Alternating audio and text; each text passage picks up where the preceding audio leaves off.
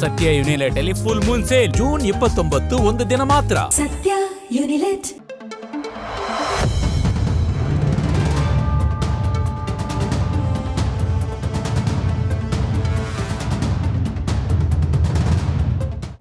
ನಮಸ್ಕಾರ, ಮೆಗಾ ಸುದ್ದಿ ವಿಶೇಷ ಕಾರ್ಯಕ್ರಮಕ್ಕೆ ಸ್ವಾಗತ. ನಾನು ಪ್ರವೀಣ್ ಕುಂಬಾರ್. ಇವತ್ತಿನ ಮೆಗಾ ಸುದ್ದಿಯಲ್ಲಿ ಎರಡು ರಾಜ್ಯಗಳ ನಡುವೆ ರೈಲ್ವೆ ವಿಚಾರಕ್ಕೆ ಸಂಬಂಧಪಟ್ಟಂತೆ ಆಗ್ತಾ ಇರುವಂಥ ಬೆಳವಣಿಗೆ. ಕರ್ನಾಟಕ ಮತ್ತು ಕೇರಳ, ಮಂಗಳೂರು ವ್ಯಾಪ್ತಿಯಲ್ಲಿ ರೈಲ್ವೆಗಳೇನು ಬರುತ್ತೆ, ಅದು ಮಂಗಳೂರು ಸೆಂಟ್ರಲ್ ಆಗಿರ್ಬೋದು, ಉಳ್ಳಾಲ ಆಗಿರ್ಬೋದು, ಆ ಭಾಗ ಮಂಗಳೂರು ಜಂಕ್ಷನ್, ಎಲ್ಲ ವ್ಯಾಪ್ತಿಯ ರೈಲ್ವೆ ಪ್ರದೇಶ ಇಷ್ಟು ದಿನಗಳ ಕಾಲ ದಕ್ಷಿಣ ವಲಯಕ್ಕೆ ಬರ್ತಾ ಇತ್ತು. 1907ರಲ್ಲಿ ಮೊಟ್ಟ ಮೊದಲ ಬಾರಿಗೆ ಬ್ರಿಟಿಷರು ಮಂಗಳೂರಿಗೆ ರೈಲ್ವೆ ಕನೆಕ್ಟಿವಿಟಿ ಮಾಡೋ ಪ್ರಯತ್ನವನ್ನು ಮಾಡಿದರು. ಸ್ವತಂತ್ರ ಸಿಗುವ ತನಕವೂ ಕೂಡ ಮಂಗಳೂರು ಮದ್ರಾಸ್ ಪ್ರಾಂತ್ಯದಲ್ಲಿತ್ತು. ಅದಾದ ನಂತರ ಭಾಷಾವಾರು ಪ್ರಾಂತ್ಯದ ನಂತರ ಮಂಗಳೂರು ಕರ್ನಾಟಕಕ್ಕೆ, ಮೈಸೂರು ರಾಜ್ಯಕ್ಕೆ ಸೇರ್ಪಡೆ ಆಯಿತು. ಅದೆಲ್ಲವೂ ಕೂಡ ಇತಿಹಾಸ. ಅದಾದ ನಂತರ ಕೇಂದ್ರ ಸರ್ಕಾರ 1951ರಲ್ಲಿ ದಕ್ಷಿಣದ ರಾಜ್ಯಗಳಿಗೆ ಅಂತ ರೈಲ್ವೆ ದಕ್ಷಿಣ ವಲಯವನ್ನು, ಚೆನ್ನೈಯನ್ನು ಕೇಂದ್ರೀಕರಿಸಿಕೊಂಡು ದಕ್ಷಿಣ ವಲಯವನ್ನು ಮಾಡಲಾಯಿತು. ಅಲ್ಲಿ ಕೇರಳವೂ ಕೂಡ ಸೇರ್ಪಡೆ ಆಯಿತು, ಕರ್ನಾಟಕದ ಮಂಗಳೂರು ಕೂಡ ಸೇರ್ಪಡೆ ಆಯಿತು, ತಮಿಳುನಾಡಿನ ಬೇರೆ ಬೇರೆ ಪ್ರದೇಶಗಳು ಕೂಡ ಅದರಲ್ಲಿ ಸೇರ್ಪಡೆ ಆಗೋ ಪ್ರಯತ್ನವನ್ನು ಬಂತು. 1951ರ ನಂತರ ಮಂಗಳೂರನ್ನು ಸಪ್ರೇಟಾಗಿ ಮಾಡಬೇಕು ಅನ್ನುವಂಥ ಒಂದು ಬೇಡಿಕೆ, ಅದರ ಜೊತೆಗೆ 2003ರಲ್ಲಿ ಅಸ್ತಿತ್ವಕ್ಕೆ ಬಂದಂತಹ ನೈಋತ್ಯ ರೈಲ್ವೆ ವಲಯಕ್ಕೆ ಸೇರಿಸಬೇಕು ಅಂತ ಅನೇಕ ದಶಕಗಳಿಂದ ಇಂಥದ್ದೊಂದು ಹೋರಾಟ ನಡೀತಾ ಇತ್ತು. ಈ ಹೋರಾಟಗಳ ನಂತರ ಅಂತಿಮವಾಗಿ ಕೇಂದ್ರ ರೈಲ್ವೆ ಮಂಡಳಿ ಇದೀಗ ಒಂದು ಆದೇಶ ಹೊರಡಿಸಿದೆ.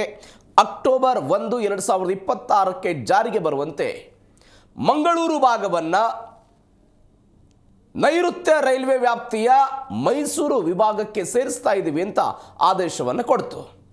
ಮಂಗಳೂರಿಗರು, ಕನ್ನಡಿಗರಿಗೆ ಇದೊಂದು ಸಿಹಿಯ ವಿಚಾರವಾದರೆ, ಒಂದು ಖುಷಿಯ ಸುದ್ದಿ ಆದರೆ, ಕೇರಳಿಗರು ಈ ವಿಚಾರವನ್ನು ಕೇಂದ್ರ ಸರ್ಕಾರದ ಮತ್ತೆ ಅದನ್ನು ತೆಗೆದುಕೊಂಡು ಹೋಗೋ ಪ್ರಯತ್ನವನ್ನು ಮಾಡ್ತಾ ಇದ್ದಾರೆ.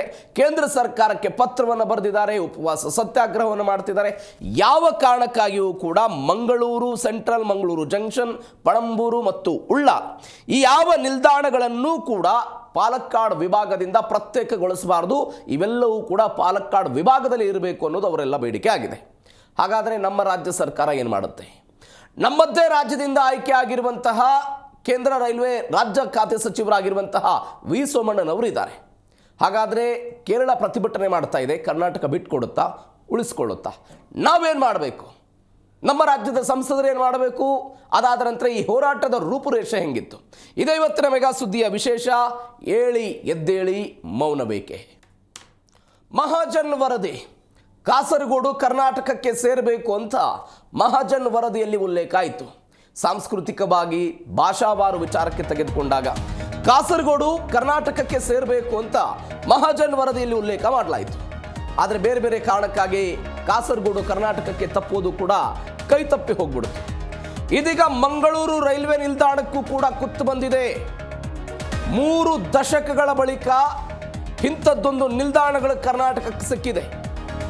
ಅದು ದಕ್ಷಿಣ ರೈಲ್ವೆ ವ್ಯಾಪ್ತಿಯ ಪಾಲಕ್ಕಾಡ್ ವಿಭಾಗಕ್ಕೆ ಸೇರಿದ್ದಂತಹ ಮಂಗಳೂರು ಸೆಂಟ್ರಲ್, ಮಂಗಳೂರು ಜಂಕ್ಷನ್, ಪಣಂಬೂರು, ಅದಾದ ನಂತರ ಉಳ್ಳಾಲ ಎಲ್ಲ ನಿಲ್ದಾಣಗಳು ಕೂಡ ಮೈಸೂರಿನ ವಿಭಾಗಕ್ಕೆ ಬರ್ತಾ ಇದೆ. ಇದು ನಮಗೆ ಸಿಕ್ಕಿರುವಂತಹ ಜಯ ಮತ್ತು ನಮಗೆ ಸಿಕ್ಕಿರುವಂತಹ ಒಂದು ದೊಡ್ಡ ಮಟ್ಟದ ಸಂಭ್ರಮ. ಯಾಕಂದರೆ 1,100 ಕೋಟಿ ರೂಪಾಯಿ ಕರ್ನಾಟಕಕ್ಕೆ, ಕರ್ನಾಟಕದ ಬೊಕ್ಕಸಕ್ಕೆ, ಕರ್ನಾಟಕದ ರೈಲ್ವೆ ವಿಭಾಗಕ್ಕೆ ಲಾಸ್ ಆಗ್ತಾ ಇದ್ದಂಥ ಹಣ, ಅದು ಬೇರೆ ಬೇರೆ ವ್ಯಾಪ್ತಿಗಳಿಂದ ಬರ್ತಿದ್ದಂಥ ಹಣ, ಇದೀಗ ಆ ಹಣವು ಕೂಡ ನಮಗೆ ಬರ್ತಾ ಇದೆ. ಆದರೆ ಇದರ ವಿರುದ್ಧ ಕೇರಳದ ಮುಖ್ಯಮಂತ್ರಿ ಸತೀಶನ್ ಪ್ರಧಾನಿ ನರೇಂದ್ರ ಮೋದಿ ಅವರಿಗೆ ಪತ್ರವನ್ನು ಬರೆದರು, ಇದನ್ನು ಪುನರ್ ಪರಿಶೀಲನೆ ಮಾಡಬೇಕು ಅಂತ. ಎಲ್ಲಕ್ಕಿಂತ ಹೆಚ್ಚಾಗಿ ಅವರೊಂದು ಬೇಡಿಕೆ ಇಡ್ತಾ ಇದ್ದಾರೆ. ಏನು ಬೇಡಿಕೆ? ಉಳಿದ ರೈಲ್ವೆ ನಿಲ್ದಾಣಗಳನ್ನು ಬಿಡಿ, ಮಂಗಳೂರು ಸೆಂಟ್ರಲ್ ಒಂದನ್ನಾದರೂ ಕೂಡ ಪಾಲಕ್ಕಾಡ್ ವಿಭಾಗಕ್ಕೆ ಸೇರಿಕೆ ಮಾಡಬೇಕು ಅಂತ ಅವರೊಂದು ಬೇಡಿಕೆ ಇಡುವ ಪ್ರಯತ್ನವನ್ನು ಮಾಡಿದ್ದಾರೆ. ಇದು ದಶಕಗಳ ಹೋರಾಟ. ಏನಾಯಿತು? 1907ರಲ್ಲಿ ಬ್ರಿಟಿಷರು ಏನು ಮಾಡಿದರು? ಮಂಗಳೂರಿಗೆ ರೈಲ್ವೆ ತರೋ ಪ್ರಯತ್ನ ಆಯಿತು. ನೇತ್ರಾವತಿ ನದಿಗೆ ಒಂದು ಬ್ರಿಡ್ಜ್ ಮಾಡುವ ಮುಖಾಂತರ ಕೇರಳಕ್ಕೂ ಕೂಡ ಕನೆಕ್ಟಿವಿಟಿ ಆಯಿತು. ಈ ಕೇರಳಕ್ಕೆ ಕನೆಕ್ಟಿವಿಟಿ ಆದ ನಂತರ 1952ರಲ್ಲಿ ದಕ್ಷಿಣ ರೈಲ್ವೆ ಅಸ್ತಿತ್ವಕ್ಕೆ ಬಂತು. ದಕ್ಷಿಣ ರೈಲ್ವೆ ಅಸ್ತಿತ್ವಕ್ಕೆ ಬಂದ ನಂತರ ಈ ಭಾರತೀಯ ರೈಲ್ವೆಯನ್ನು ವಿವಿಧ ವಿಭಾಗಗಳಿಗೆ ಸೇರ್ಪಡೆ ಮಾಡಿಕೊಳ್ಳೋ ಪ್ರಯತ್ನ ಆಯಿತು. ಅದರಂತೆಯೇ ಮಂಗಳೂರು ವಿಭಾಗ ಒಂದು ಪಶ್ಚಿಮ ಘಟ್ಟವನ್ನು ಹೊಂದಿದೆ ಅನ್ನುವಂಥ ಒಂದು ಕಾರಣಕ್ಕಾಗಿ, ಮತ್ತೊಂದು ಕಡೆ ಭೌಗೋಳಿಕವಾಗಿ ಸಾಂಸ್ಕೃತಿಕವಾಗಿ ಅವರು ಅಲ್ಲಿಗೆ ಹತ್ತಿರ ಇದ್ದಾರೆ ಅನ್ನುವಂಥ ಬೇರೆ ಬೇರೆ ಕಾರಣಗಳನ್ನು ಕೊಟ್ಟು ಅವರೇನು ಮಾಡಿದರು, ಈ ಎಲ್ಲವನ್ನು ತೆಗೆದುಕೊಂಡು ಹೋಗಿ ದಕ್ಷಿಣ ರೈಲ್ವೆ ವ್ಯಾಪ್ತಿಗೆ ತರುವ ಪ್ರಯತ್ನವನ್ನು ಮಾಡಿದರು. ಅಲ್ಲಿಯ ಜನ ಹೋರಾಟ ಮಾಡ್ತಾ ಇದ್ರು, ಇಲ್ಲ ನಮ್ಮನ್ನು ನೈಋತ್ಯ ರೈಲ್ವೆ ವಿಭಾಗ ಏನಿದೆ ಮೈಸೂರಿಗೆ ನಮ್ಮನ್ನು ಕನೆಕ್ಟಿವಿಟಿ ಮಾಡಬೇಕು ಅಂತ. ಆ ಹೋರಾಟಕ್ಕೆ ಇವತ್ತು ಜಯ ಸಿಕ್ಕಿದೆ. ಈಗ ನಮಗೊಂದು ಪ್ರಶ್ನೆ ಬರುತ್ತೆ, ಕೇರಳ ವಿಭಾಗದಲ್ಲಿದ್ದರೇನು ಅಥವಾ ಪಾಲಕ್ಕಾಡು ವಿಭಾಗದಲ್ಲಿದ್ದರೇನು ಮೈಸೂರು ವಿಭಾಗದಲ್ಲಿದ್ದರೇನು ರೈಲುಗಳೆಲ್ಲ ಓಡಾಡುತ್ತಲ್ಲ ಅಂತ. ಇಲ್ಲೊಂದು ದೊಡ್ಡ ಮಟ್ಟದ ಪ್ರಶ್ನೆ ಇದೆ. ಏನು ಪ್ರಶ್ನೆ ಅಂತ ಹೇಳಿದ್ರೆ, ನಾವು ಬೆಂಗಳೂರಿನಿಂದ ಮಂಗಳೂರಿಗೆ ರೈಲನ್ನು ಓಡಿಸಬೇಕಾದ್ರೂ ಕೂಡ ಪಾಲಕ್ಕಾಡು ವಿಭಾಗದ ಅನುಮತಿ ಪಡೆದುಕೊಳ್ಬೇಕಾಗಿತ್ತು. ಉತ್ತರ ಕರ್ನಾಟಕದಿಂದ ಯಾವುದೋ ನಗರಕ್ಕೆ ಮಂಗಳೂರನ್ನು ಕನೆಕ್ಟಿವಿಟಿ ಮಾಡಬೇಕು ಅಂತ ಹೇಳಿದ್ರು ಕೂಡ ಪಾಲಕ್ಕಾಡಿನ ಅನುಮತಿಯನ್ನು ಪಡೆದುಕೊಳ್ಬೇಕಾಗಿತ್ತು. ಯಾಕೆ ಅಂತ ಹೇಳಿದರೆ, ದಕ್ಷಿಣ ರೈಲ್ವೆ ವ್ಯಾಪ್ತಿಯ ಬಹುತೇಕ ಭೌಗೋಳಿಕ ಪ್ರದೇಶ ಅದು ಕೇರಳಕ್ಕೆ ಸಂಬಂಧಪಡುತ್ತೆ ಮತ್ತು ತಮಿಳುನಾಡಿಗೆ ಸಂಬಂಧಪಡುತ್ತೆ. ಕರ್ನಾಟಕದಿದ್ದೇನೆ 4 ರೈಲ್ವೆ ಸ್ಟೇಷನ್ನು. ನೀವು ಉದಾಹರಣೆಗೆ ಗಮನಿಸಬೇಕಾದ ಸಂಗತಿ, 2003ರಲ್ಲಿ ನೈಋತ್ಯ ರೈಲ್ವೆ ವಲಯ ಬಂತು ಅಂತ ಹೇಳಿದೆ. 3177 ಕಿಲೋಮೀಟರ್ ಉದ್ದದಂಥ ರೈಲ್ವೆ ಲೈನ್ಗಳಿದು. ಕರ್ನಾಟಕದ ಪಾಲು ಎಷ್ಟಿದೆ? 84% ಇದರಲ್ಲಿದೆ. ಯಾವ್ಯಾವುದು ಬರುತ್ತೆ ನಿಮಗೆ? ಈ ಕುಕ್ಕೆ ಸುಬ್ರಹ್ಮಣ್ಯ, ಅದಕ್ಕಿಂತ ಬದಲು ನಮಗೆ ಸಕಲೇಶ್ಪುರ, ಆ ಎಲ್ಲ ಭಾಗಗಳೆಲ್ಲ ಸಿಗ್ತಾ ಹೋಗುತ್ತಲ್ಲ, ಇದರಲ್ಲಿಯೇ 3 ಭಾಗಗಳಾಗಿ ಹೋಗ್ಬಿಡುತ್ತೆ. ಮಂಗಳೂರು ಸೆಂಟ್ರಲ್ಲು, ಉಳ್ಳಾಲ, ಮಂಗಳೂರು ಜಂಕ್ಷನ್ನು ಇವೆಲ್ಲವೂ ಕೂಡ ದಕ್ಷಿಣ ರೈಲ್ವೆಯ ಪಾಲಕ್ಕಾಡಿಗೆ ಸಂಬಂಧಪಡುತ್ತೆ. ಪರಂಗಿಪೇಟೆಯಿಂದ ಪುತ್ತೂರು, ಕುಕ್ಕೆ ಸುಬ್ರಹ್ಮಣ್ಯ ಇವೆಲ್ಲ ನೈಋತ್ಯ ವಲಯದ ಮೈಸೂರಿಗೆ ಸಂಬಂಧಪಡುತ್ತೆ. ಮಂಗಳೂರಿನ ಪಕ್ಕದಲ್ಲಿರುವಂಥ ತೋಕೂರು, ಸುರತ್ಕಲ್, ಮುಲ್ಕಿ ಇವೆಲ್ಲವೂ ಕೂಡ ಕೊಂಕಣ ರೈಲ್ವೆಗೆ ಸಂಬಂಧಪಡುತ್ತೆ. ಅಂದರೆ ಒಂದೇ ಭೌಗೋಳಿಕ ಪ್ರದೇಶದ ವ್ಯಾಪ್ತಿಯಲ್ಲಿ ಇದ್ದಾಗಲೂ ಕೂಡ ಮಂಗಳೂರನ್ನು ಸಂಪರ್ಕ ಮಾಡಬಲ್ಲಂಥ ಎಲ್ಲ ರೈಲುಗಳು ಕೂಡ 3 ವಲಯಗಳನ್ನು ಕನೆಕ್ಟಿವಿಟಿ ಮಾಡ್ತಾ ಇತ್ತು. ಅದು ದಕ್ಷಿಣ ರೈಲ್ವೆ ವಲಯ, ನೈಋತ್ಯ ರೈಲ್ವೆ ವಲಯ, ಅದಾದ ನಂತರ ಕೊಂಕಣಿ ರೈಲ್ವೆ ವಲಯ. ಈ ಕೊಂಕಣಿ ರೈಲ್ವೆ ವಲಯ ಸಹಜವಾಗಿ ಕೇಂದ್ರ ಸರ್ಕಾರ ಅದನ್ನು ಮ್ಯಾನೇಜ್ ಮಾಡುತ್ತೆ, ಕೇಂದ್ರ ಸರ್ಕಾರದ ಹತೋಟಿಯಲ್ಲಿದೆ, ಆ ಮಾತು ಬೇರೆ. ಆದರೆ ನೈಋತ್ಯ ರೈಲ್ವೆ ವಲಯಕ್ಕೆ ನಮಗೆ ಸೇರಿಸಿದರೆ ನಮಗೆ ಬರಬಹುದಾದಂಥ ರೈಲುಗಳ ಸಂಖ್ಯೆಯೂ ಕೂಡ ಜಾಸ್ತಿ ಆಗುತ್ತೆ. ಈಗ ಕೆಲವೊಂದಿಷ್ಟು ಮಾರ್ಗಗಳನ್ನು ಇನ್ನು ಉಡುಪಿಗೆ ಅದನ್ನು ಕನೆಕ್ಟಿವಿಟಿ ಮಾಡಬೇಕು ಅಂತ ಹೇಳಿದಾಗ ಪಾಲಕ್ಕಾಡು ವಿಭಾಗದವ್ರು ಏನು ಮಾಡ್ತಾ ಇದ್ರು, ಮಂಗಳೂರಿನ ಮುಖಾಂತರ ಅದನ್ನು ಕೇರಳದ ಬೇರೆ ಬೇರೆ ಪ್ರದೇಶಗಳಿಗೆ ತೆಗೆದುಕೊಂಡು ಹೋಗೋ ಪ್ರಯತ್ನವನ್ನು ಮಾಡ್ತಾ ಇದ್ರು. ಆ ಮುಖಾಂತರ ಕನ್ನಡಿಗೆ ಒಂದು ದೊಡ್ಡ ಮಟ್ಟದ ಅನ್ಯಾಯ ಆಗ್ತಾ ಇತ್ತು. ಈ ಅನ್ಯಾಯ ಆಗಬಾರದು ಅನ್ನುವ ಕಾರಣಕ್ಕಾಗಿ ಅನೇಕ ವರ್ಷಗಳಿಂದ ಇಂಥದ್ದೊಂದು ಹೋರಾಟ ಆಗ್ತಾ ಇತ್ತು. ಇದೀಗ ಕೇಂದ್ರ ಸರ್ಕಾರ ಇಂಥದ್ದೊಂದು ಆದೇಶವನ್ನು ಹೊರಡಿಸಿದೆ. ಅಲ್ಲಿ ಬ್ರಿಜೇಶ್ ಚೌಟ ಮಂಗಳೂರಿನ ಸಂಸದರೆಲ್ಲ ಇದ್ರ ಬಗ್ಗೆ ಪ್ರಯತ್ನವನ್ನು ಪಟ್ಟರಂತೆ, ವಿ ಸೋಮಣ್ಣನವರ ಪ್ರಯತ್ನ ದೊಡ್ಡ ಮಟ್ಟದಲ್ಲಿದೆ ಅಂತೆಲ್ಲ ಚರ್ಚೆಗಳಾಗ್ತಾ ಇದೆ. ಇವೆಲ್ಲದರ ನಡುವೆ ಕೇರಳದವರು ಹೇಳ್ತಾ ಇದ್ದಾರೆ, ನಮ್ಮ ಜೊತೆಗೆ ಒಂದು ಕ್ಷಣವೂ ಕೂಡ ಚರ್ಚೆ ಮಾಡದೆ ಇಂಥದ್ದು ನಿರ್ಣಯಗಳನ್ನು ಕೇಂದ್ರ ಸರ್ಕಾರದವರು ತೆಗೆದುಕೊಂಡಿದ್ದಾರೆ. ಇದನ್ನು ಪುನರ್ ಪರಿಶೀಲನೆ ಮಾಡಬೇಕು. ಯಾವುದೇ ಕಾರಣಕ್ಕಾಗಿಯೂ ಕೂಡ ಈ ನಿಲ್ದಾಣಗಳು ಪಾಲಕ್ಕಾಡು ವಿಭಾಗದಿಂದ ಪ್ರತ್ಯೇಕವಾಗಿ ಹೋಗಬಾರದು ಅಂತ. ಅದಕ್ಕೆ ಬೇರೆ ಬೇರೆ ಕಾರಣಗಳಿದೆ. ನೋಡಿ, ಕೇರಳದ ವ್ಯಾಪ್ತಿಗೆ ಸೇರೋದಾದ್ರಲ್ಲಿ ಮಲಯಾಳಂ ಪ್ರಭಾವ ಇರ್ತಿತ್ತು, ಕನ್ನಡಿಗರಿಗೆ ಉದ್ಯೋಗ ಲಾಸ್ ಆಗ್ತಾ ಇತ್ತು. ಅದಾದ ನಂತರ ನಮಗೆ ಸಿಗಬಹುದಾದಂತಹ ಕನೆಕ್ಟಿವಿಟಿ ಸಿಗ್ತಾ ಇರಲಿಲ್ಲ. ಬೇರೆ ಬೇರೆ ಅನೇಕ ಸಮಸ್ಯೆಗಳನ್ನು ಎದುರಿಸಬೇಕಾದಂಥ ಪರಿಸ್ಥಿತಿ ಇತ್ತು. ಈ ಸಮಸ್ಯೆಗಳಿಗೆ ಪರಿಹಾರದ ರೂಪದಂತೆ ಇದೀಗ ನೈಋತ್ಯ ವಲಯದ ಮೈಸೂರು ವಿಭಾಗಕ್ಕೆ ಸೇರಿಕೆ ಮಾಡೋದಕ್ಕೆ ಕೇಂದ್ರ ಸರ್ಕಾರ ಆದೇಶವನ್ನು ಹೊರಡಿಸಿದೆ. ಇದು ಸದ್ಯಕ್ಕೆ ದೊಡ್ಡ ಮಟ್ಟದಲ್ಲಿ ಚರ್ಚೆ ಆಗ್ತಾ ಇದೆ. ಇದನ್ನು ವಾಪಸ್ ತೆಗೆದುಕೊಳ್ಬೇಕು ಅನ್ನೋದು ಅವ್ರ ವಾದ ಇದೆ. ಕರ್ನಾಟಕ ಇದರ ವಿರುದ್ಧ ಹೆಂಗೆ ಹೋರಾಟ ಮಾಡುತ್ತೆ ಅನ್ನೋದು ಸದ್ಯಕ್ಕಿರುವಂಥ ಕುತೂಹಲ.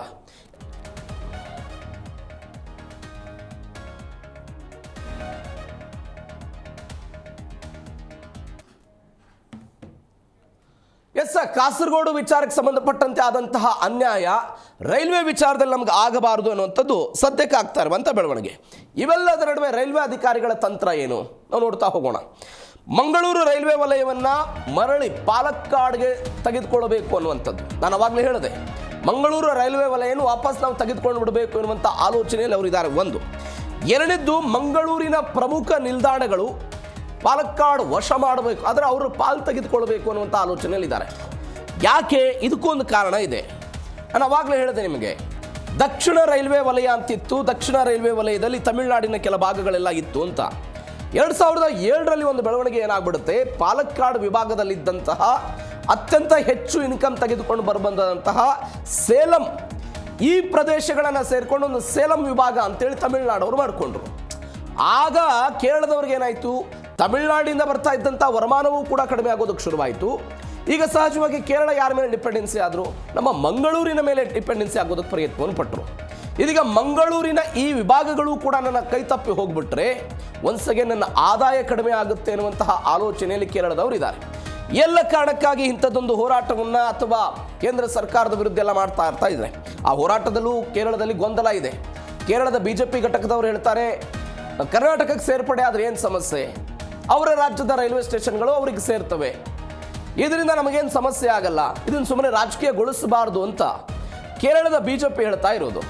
ಆದರೆ ಕಾಂಗ್ರೆಸ್ ಸೇರಿದಂತೆ ಅನೇಕ ವಿಪಕ್ಷಗಳು ಕೇಂದ್ರ ಸರ್ಕಾರದ ವಿರುದ್ಧ ಪ್ರತಿಭಟನೆಯನ್ನು ಮಾಡ್ತಾ ಇವೆ. ಈ ನಿರ್ಧಾರವನ್ನು ಪುನರ್ ಪರಿಶೀಲನೆ ಮಾಡಬೇಕು ಅನ್ನೋದು ಅವರ ಆಗ್ರಹ ಇದೆ. ನೀವು ಗಮನಿಸಬೇಕಾದ ಸಂಗತಿ ಅಂತ ಹೇಳಿದ್ರೆ, ಪಾಲಕ್ಕಾಡ್ ವಿಭಾಗದ ಒಟ್ಟು ವಾರ್ಷಿಕ ಆದಾಯ 1,650 ಕೋಟಿ ರೂಪಾಯಿ ಇದೆ. ಇದರಲ್ಲಿ ಪಾಲಕ್ಕಾಡ್ ವಿಭಾಗಕ್ಕೆ ನಮ್ಮ ಮಂಗಳೂರಿನ ರೈಲ್ವೆ ಸ್ಟೇಷನ್ಗಳಿಂದಲೇ ಸರಿಸುಮಾರು 1,100 ಕೋಟಿ ರೂಪಾಯಿ ಆದಾಯ ಹೋಗುತ್ತೆ. ಅಂದರೆ 1,650 ಕೋಟಿಯ ಪೈಕಿ 1,100 ಕೋಟಿ ಎಲ್ಲಿಂದ ಬರುತ್ತೆ, ಮಂಗಳೂರು ಭಾಗದಿಂದ ಹರಿದು ಬರ್ತಾ ಇದೆ. ಕೇವಲ 400-500 ಕೋಟಿ ಅವರ ವಿವಿಧ ಭಾಗಗಳಿಂದ ಬರ್ತಾ ಇರು. ಈ ಕಾರಣಕ್ಕಾಗಿ ಅವರು ಏನು ಹೇಳ್ತಾ ಇದ್ದಾರೆ, ಮಂಗಳೂರಿನ ಪ್ರದೇಶಗಳು ನನಗೆ ಸೇರಬೇಕು ಅನ್ನುವಂಥ ಆಶಯ ಅವ್ರದ್ದಿದೆ. ಬಟ್ ಇದರ ವಿಪರ್ಯಾಸ ಅಂತ ಹೇಳಿದ್ರೆ ಹೆಚ್ಚು ಕಡಿಮೆ 119 ವರ್ಷದ ಇತಿಹಾಸ ಇದು. ಈ 119 ವರ್ಷದ ಇತಿಹಾಸದಲ್ಲಿ ಎಲ್ಲ ಆದಾಯವೂ ಕೂಡ ಅವರಿಗೆ ಹೋಗ್ಬಿಟ್ಟಿದೆ. 51ರಲ್ಲಿ ಏನು ದಕ್ಷಿಣ ರೈಲ್ವೆ ಅಸ್ತಿತ್ವಕ್ಕೆ ಬಂತು, ಅಲ್ಲಿಂದ ಅಂತೂ ಮಂಗಳೂರು ವಿಭಾಗದಲ್ಲಿ ಜನರೇಟ್ ಆಗುವಂಥ ಎಲ್ಲ ಆದಾಯವೂ ಕೂಡ ಅವರಿಗೆ ಸೇರ್ಪಡೆ ಆಗೋದಕ್ಕೆ ಶುರುವಾಯಿತು. ಇದರ ವಿರುದ್ಧ ಮಂಗಳೂರಿಗರು, ಮಂಗಳೂರಿನ ಸಂಸದರು, ಅಲ್ಲಿಯ ಜನಪ್ರತಿನಿಧಿಗಳು ಎಲ್ಲರೂ ಕೂಡ ಪ್ರತಿಭಟನೆಯನ್ನು ಮಾಡಿದ್ರು. ಇದೀಗ ಇದಕ್ಕೊಂದು ನ್ಯಾಯ ದೊರಕಿದಂತೆ ಕಾಣಿಸ್ತಾ ಇದೆ. ಹೀಗಾಗಿ ಕರ್ನಾಟಕ ಇದನ್ನು ಹೆಂಗೆ ಉಳಿಸ್ಕೊಳ್ಳುತ್ತೆ ಅನ್ನೋದು ಸದ್ಯಕ್ಕಿರುವಂಥ ಕುತೂಹಲ.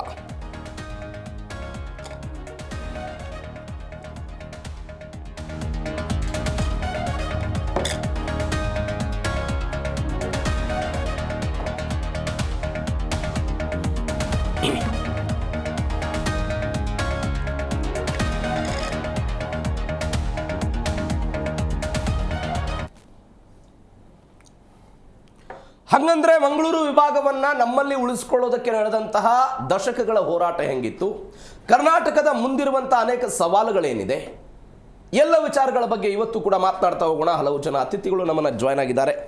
ಯುವ ಕರ್ನಾಟಕ ವೇದಿಕೆ ಅಧ್ಯಕ್ಷರಾದಂಥ ಚೇತನ್ ಸೂರ್ಯ ಎಸ್ ಅವರು ನಮ್ಮ ಜಾಯ್ನ್ ಆಗಿದ್ದಾರೆ. ಸರ್ ನಮಸ್ಕಾರ, ಕಾರ್ಯಕ್ರಮಕ್ಕೆ ಸ್ವಾಗತ. ಮತ್ತೊಂದು ಕಡೆ ಮಾಜಿ ಸದಸ್ಯರು ವಲಯ ರೈಲ್ವೆ ಬಳಕೆದಾರ ಸಲಹಾ ಸಮಿತಿಯಿಂದ ಪ್ರಕಾಶ್ ಮಂಡೂತ್ ಅವರು ನಮ್ಮನ್ನು ಜಾಯ್ನ್ ಆಗಿದ್ದಾರೆ. ಸರ್ ನಮಸ್ಕಾರ, ಕಾರ್ಯಕ್ರಮಕ್ಕೆ ಸ್ವಾಗತ. ಮತ್ತೊಬ್ಬ ಹೋರಾಟಗಾರ ಆಗಿರುವಂಥ ಸಂತೋಷ್ ಬಜಾಲ್ ಅವರು ನಮ್ಮ ಜೊತೆಗೆ ನೇರ ಸಂಪರ್ಕದಲ್ಲಿದ್ದಾರೆ. ಸಂತೋಷ್ ಸರ್ ನಮಸ್ಕಾರ, ಕಾರ್ಯಕ್ರಮಕ್ಕೆ ಸ್ವಾಗತ. ನಮಸ್ತೆ. Yes sir. ಸರ್ ನಿಮ್ಮಿಂದಲೇ ನಾನು ರಿಯಾಕ್ಷನ್ ತೆಗೆದುಕೊಳ್ತೀನಿ.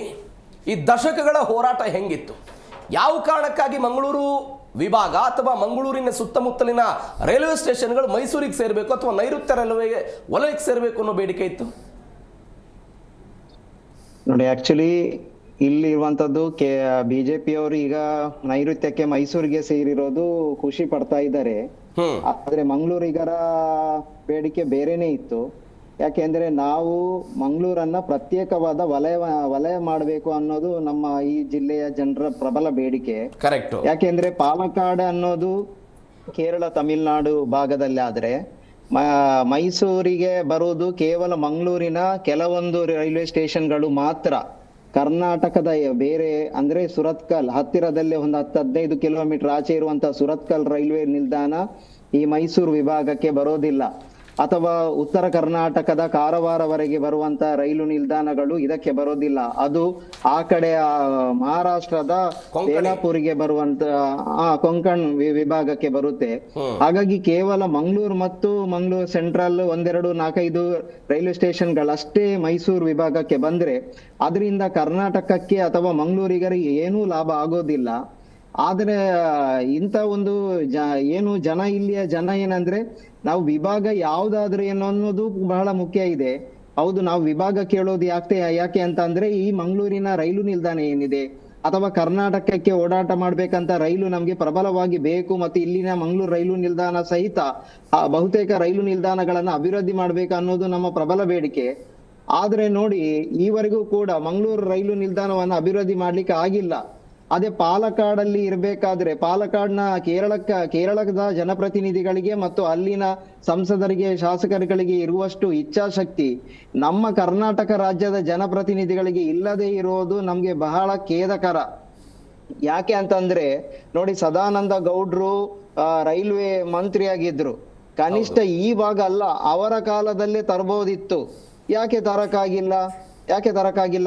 ನಮ್ಮ ದಕ್ಷಿಣ ಕನ್ನಡ ಜಿಲ್ಲೆಯಲ್ಲಿ ಕಳೆದ ಹಲವಾರು ಅವಧಿಗಳಿಂದ ಬಿಜೆಪಿಯ ಸಂಸದರುಗಳೇ ಗೆದ್ದು ಬರ್ತಾ ಇದ್ದಾರೆ. ಅದು ಧನಂಜಯ್ ಕುಮಾರ್ ಇಂದ ಹಿಡಿದು ನಳಿನ್ ಕುಮಾರ್ ಕಟೀಲ್ ಆಗ್ಲಿ, ಸದಾನಂದ ಗೌಡ್ರಾಗ್ಲಿ, ಅಥವಾ ಈಗ ಬ್ರಿಜೇಶ್ ಚೌಟ್ರಾಗ್ಲಿ, ಎಲ್ಲ ಅವಧಿಯಲ್ಲೂ ಕೂಡ ನಾವು ಇಲ್ಲಿಯ ಜನ ಗೆಲ್ತಾ ಬರ್ಸಿರೋದು ಯಾರನ್ನಂತಂದ್ರೆ ಬಿಜೆಪಿಯ ಸಂಸದರನ್ನು.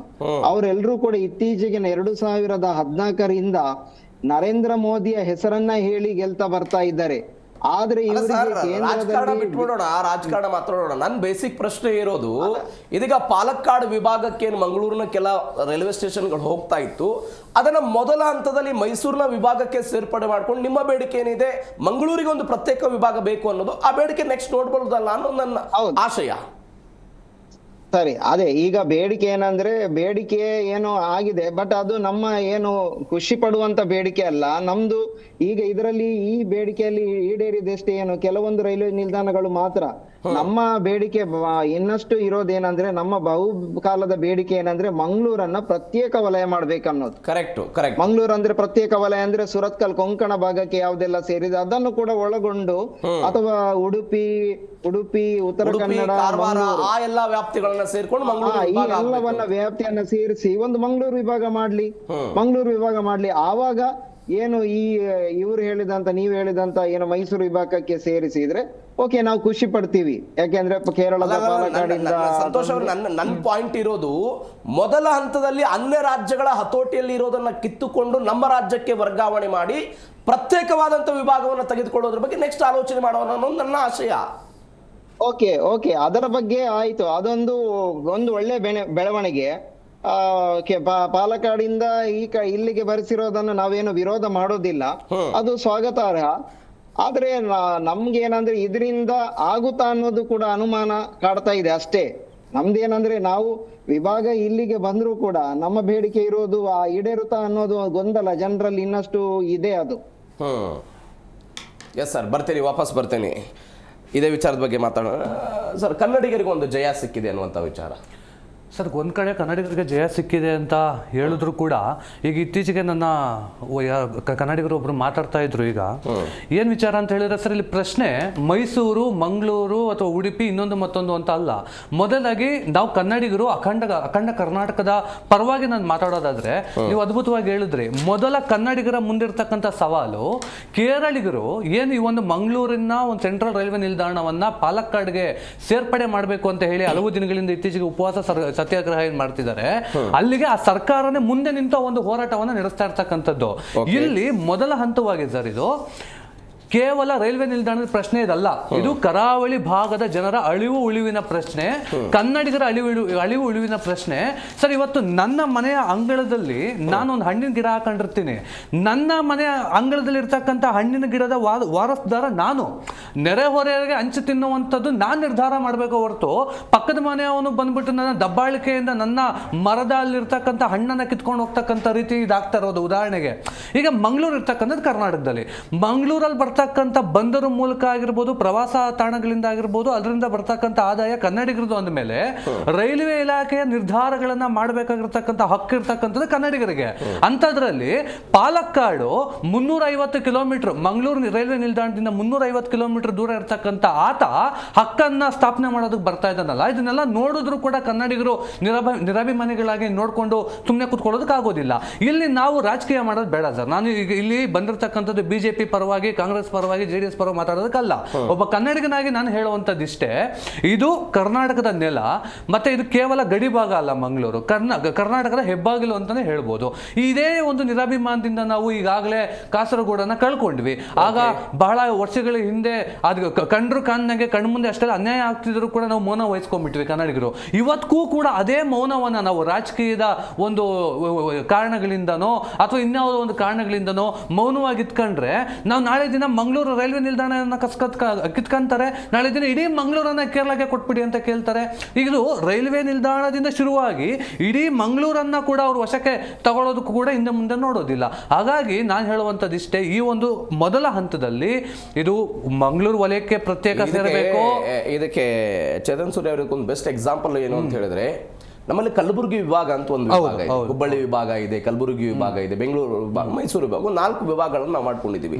ಈ ಕಲಬುರಗಿ ವಿಭಾಗವೂ ಕೂಡ ಮೊದಲ ಹಂತದಲ್ಲಿ ಅನ್ಯ ರಾಜ್ಯಗಳ ವಶದಲ್ಲಿತ್ತು. ಅನ್ಯ ರಾಜ್ಯಗಳ ವಶದಲ್ಲಿತ್ತು. ಅದನ್ನು ನಾವು ಕಲಬುರಗಿ ವಿಭಾಗ ಅಂತ ಪ್ರತ್ಯೇಕಿಸಿಕೊಂಡು ಇವತ್ತು ರೈಲ್ವೆ ಅಭಿವೃದ್ಧಿ ಮಾಡೋ ಪ್ರಯತ್ನವನ್ನು ಮಾಡ್ತಾ ಇದ್ವಿ. ನನ್ನ ಆಶಯ ಇರೋದು ಅನ್ಯ ರಾಜ್ಯಗಳಿಗೆ ಹೋಗ್ತಾ ಇರುವಂತಹ ಆದಾಯವನ್ನ ಕಡಿತಗೊಳಿಸಿ ಅದನ್ನು ನಮ್ಮ ರಾಜ್ಯಕ್ಕೆ ತೆಗೆದುಕೊಂಡು ಮುಂದಿನ ಹಂತದಲ್ಲಿ ಒಂದು ಪ್ರತ್ಯೇಕವಾದಂತಹ ವಿಭಾಗ ಬೇಕು ಅನ್ನೋದು ಹೋರಾಟ ಮಾಡೋಣ. ಮೊದಲು ಅದನ್ನ ನಮ್ಮ ತೆಕ್ಕೆಗೆ ತಗೊಂಡ್ಬೇಕಲ್ವಾ, ಕರ್ನಾಟಕಕ್ಕೆ. ಈಗ ಯಾದಗಿರಿ ನೀವು ಹೇಳ್ದಂಗೆ ಹಿಂದೆ ಅನ್ಯ ರಾಜ್ಯದಲ್ಲಿ ಇದ್ರೂ ಕೂಡ ಇವತ್ತಿಗೆ ಅದು ಅಭಿವೃದ್ಧಿ ಕಂಡಿದೆಯಾ ಅಂತ ನಾವು ಪ್ರಶ್ನೆ ಹಾಕೊಂಡ್ರೆ ಖಂಡಿತವಾಗ್ಲೂ ಇಲ್ಲ. ಯಾಕೆಂದ್ರೆ ಅಲ್ಲಿರ್ತಕ್ಕಂಥ ರಾಜಕಾರಣಿಗಳ ಸ್ವಾರ್ಥಕ್ಕೆ ಬಲಿಯಾಗಿದೆ ಇವತ್ತು ಯಾದಗಿರಿ, ಉತ್ತರ ಕರ್ನಾಟಕದ ಹಲವಾರು ಭಾಗ.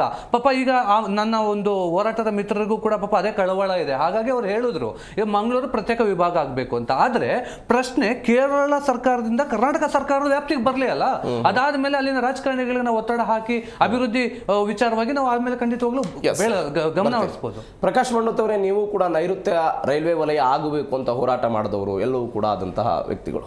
ಹೆಂಗಿತ್ತು ಈ ಹೋರಾಟ? ಯಾಕೆ ಮಂಗಳೂರು ಕರ್ನಾಟಕಕ್ಕೆ ಬರಬೇಕು?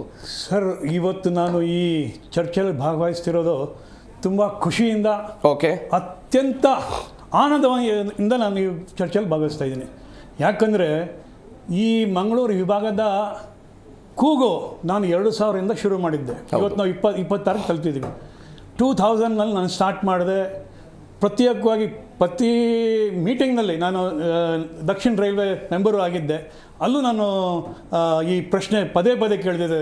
ನಮಗೆ ಮಂಗಳೂರು ತುಂಬ ಅನ್ಯಾಯ ಆಗ್ತಿದೆ, ಕರಾವಳಿ ಜನತೆಯ ಏನು ಅವರ ರಿಕ್ವೈರ್ಮೆಂಟ್ಸ್ ಇದೆ, ಅವರು ಏನು ಟ್ರೈನ್ಸ್ ಡಿಮ್ಯಾಂಡ್ ಇದೆ, ಫೆಸಿಲಿಟೀಸ್ ಡಿಮ್ಯಾಂಡ್ ಇದೆ, ಅದು ಪೂರೈ ಆಗ್ತಾಯಿಲ್ಲ. ದಯವಿಟ್ಟು ನೀವು ಈ ಮಂಗಳೂರು ರೈಲ್ವೆ ಡಿವಿಷನ್ ಘೋಷಣೆ ಮಾಡಿ ಮತ್ತು ಅದನ್ನ ಸ್ಥಾಪನೆ ಮಾಡಿ ಅಂತ ಮಾಡ್ತಿದ್ದೆ.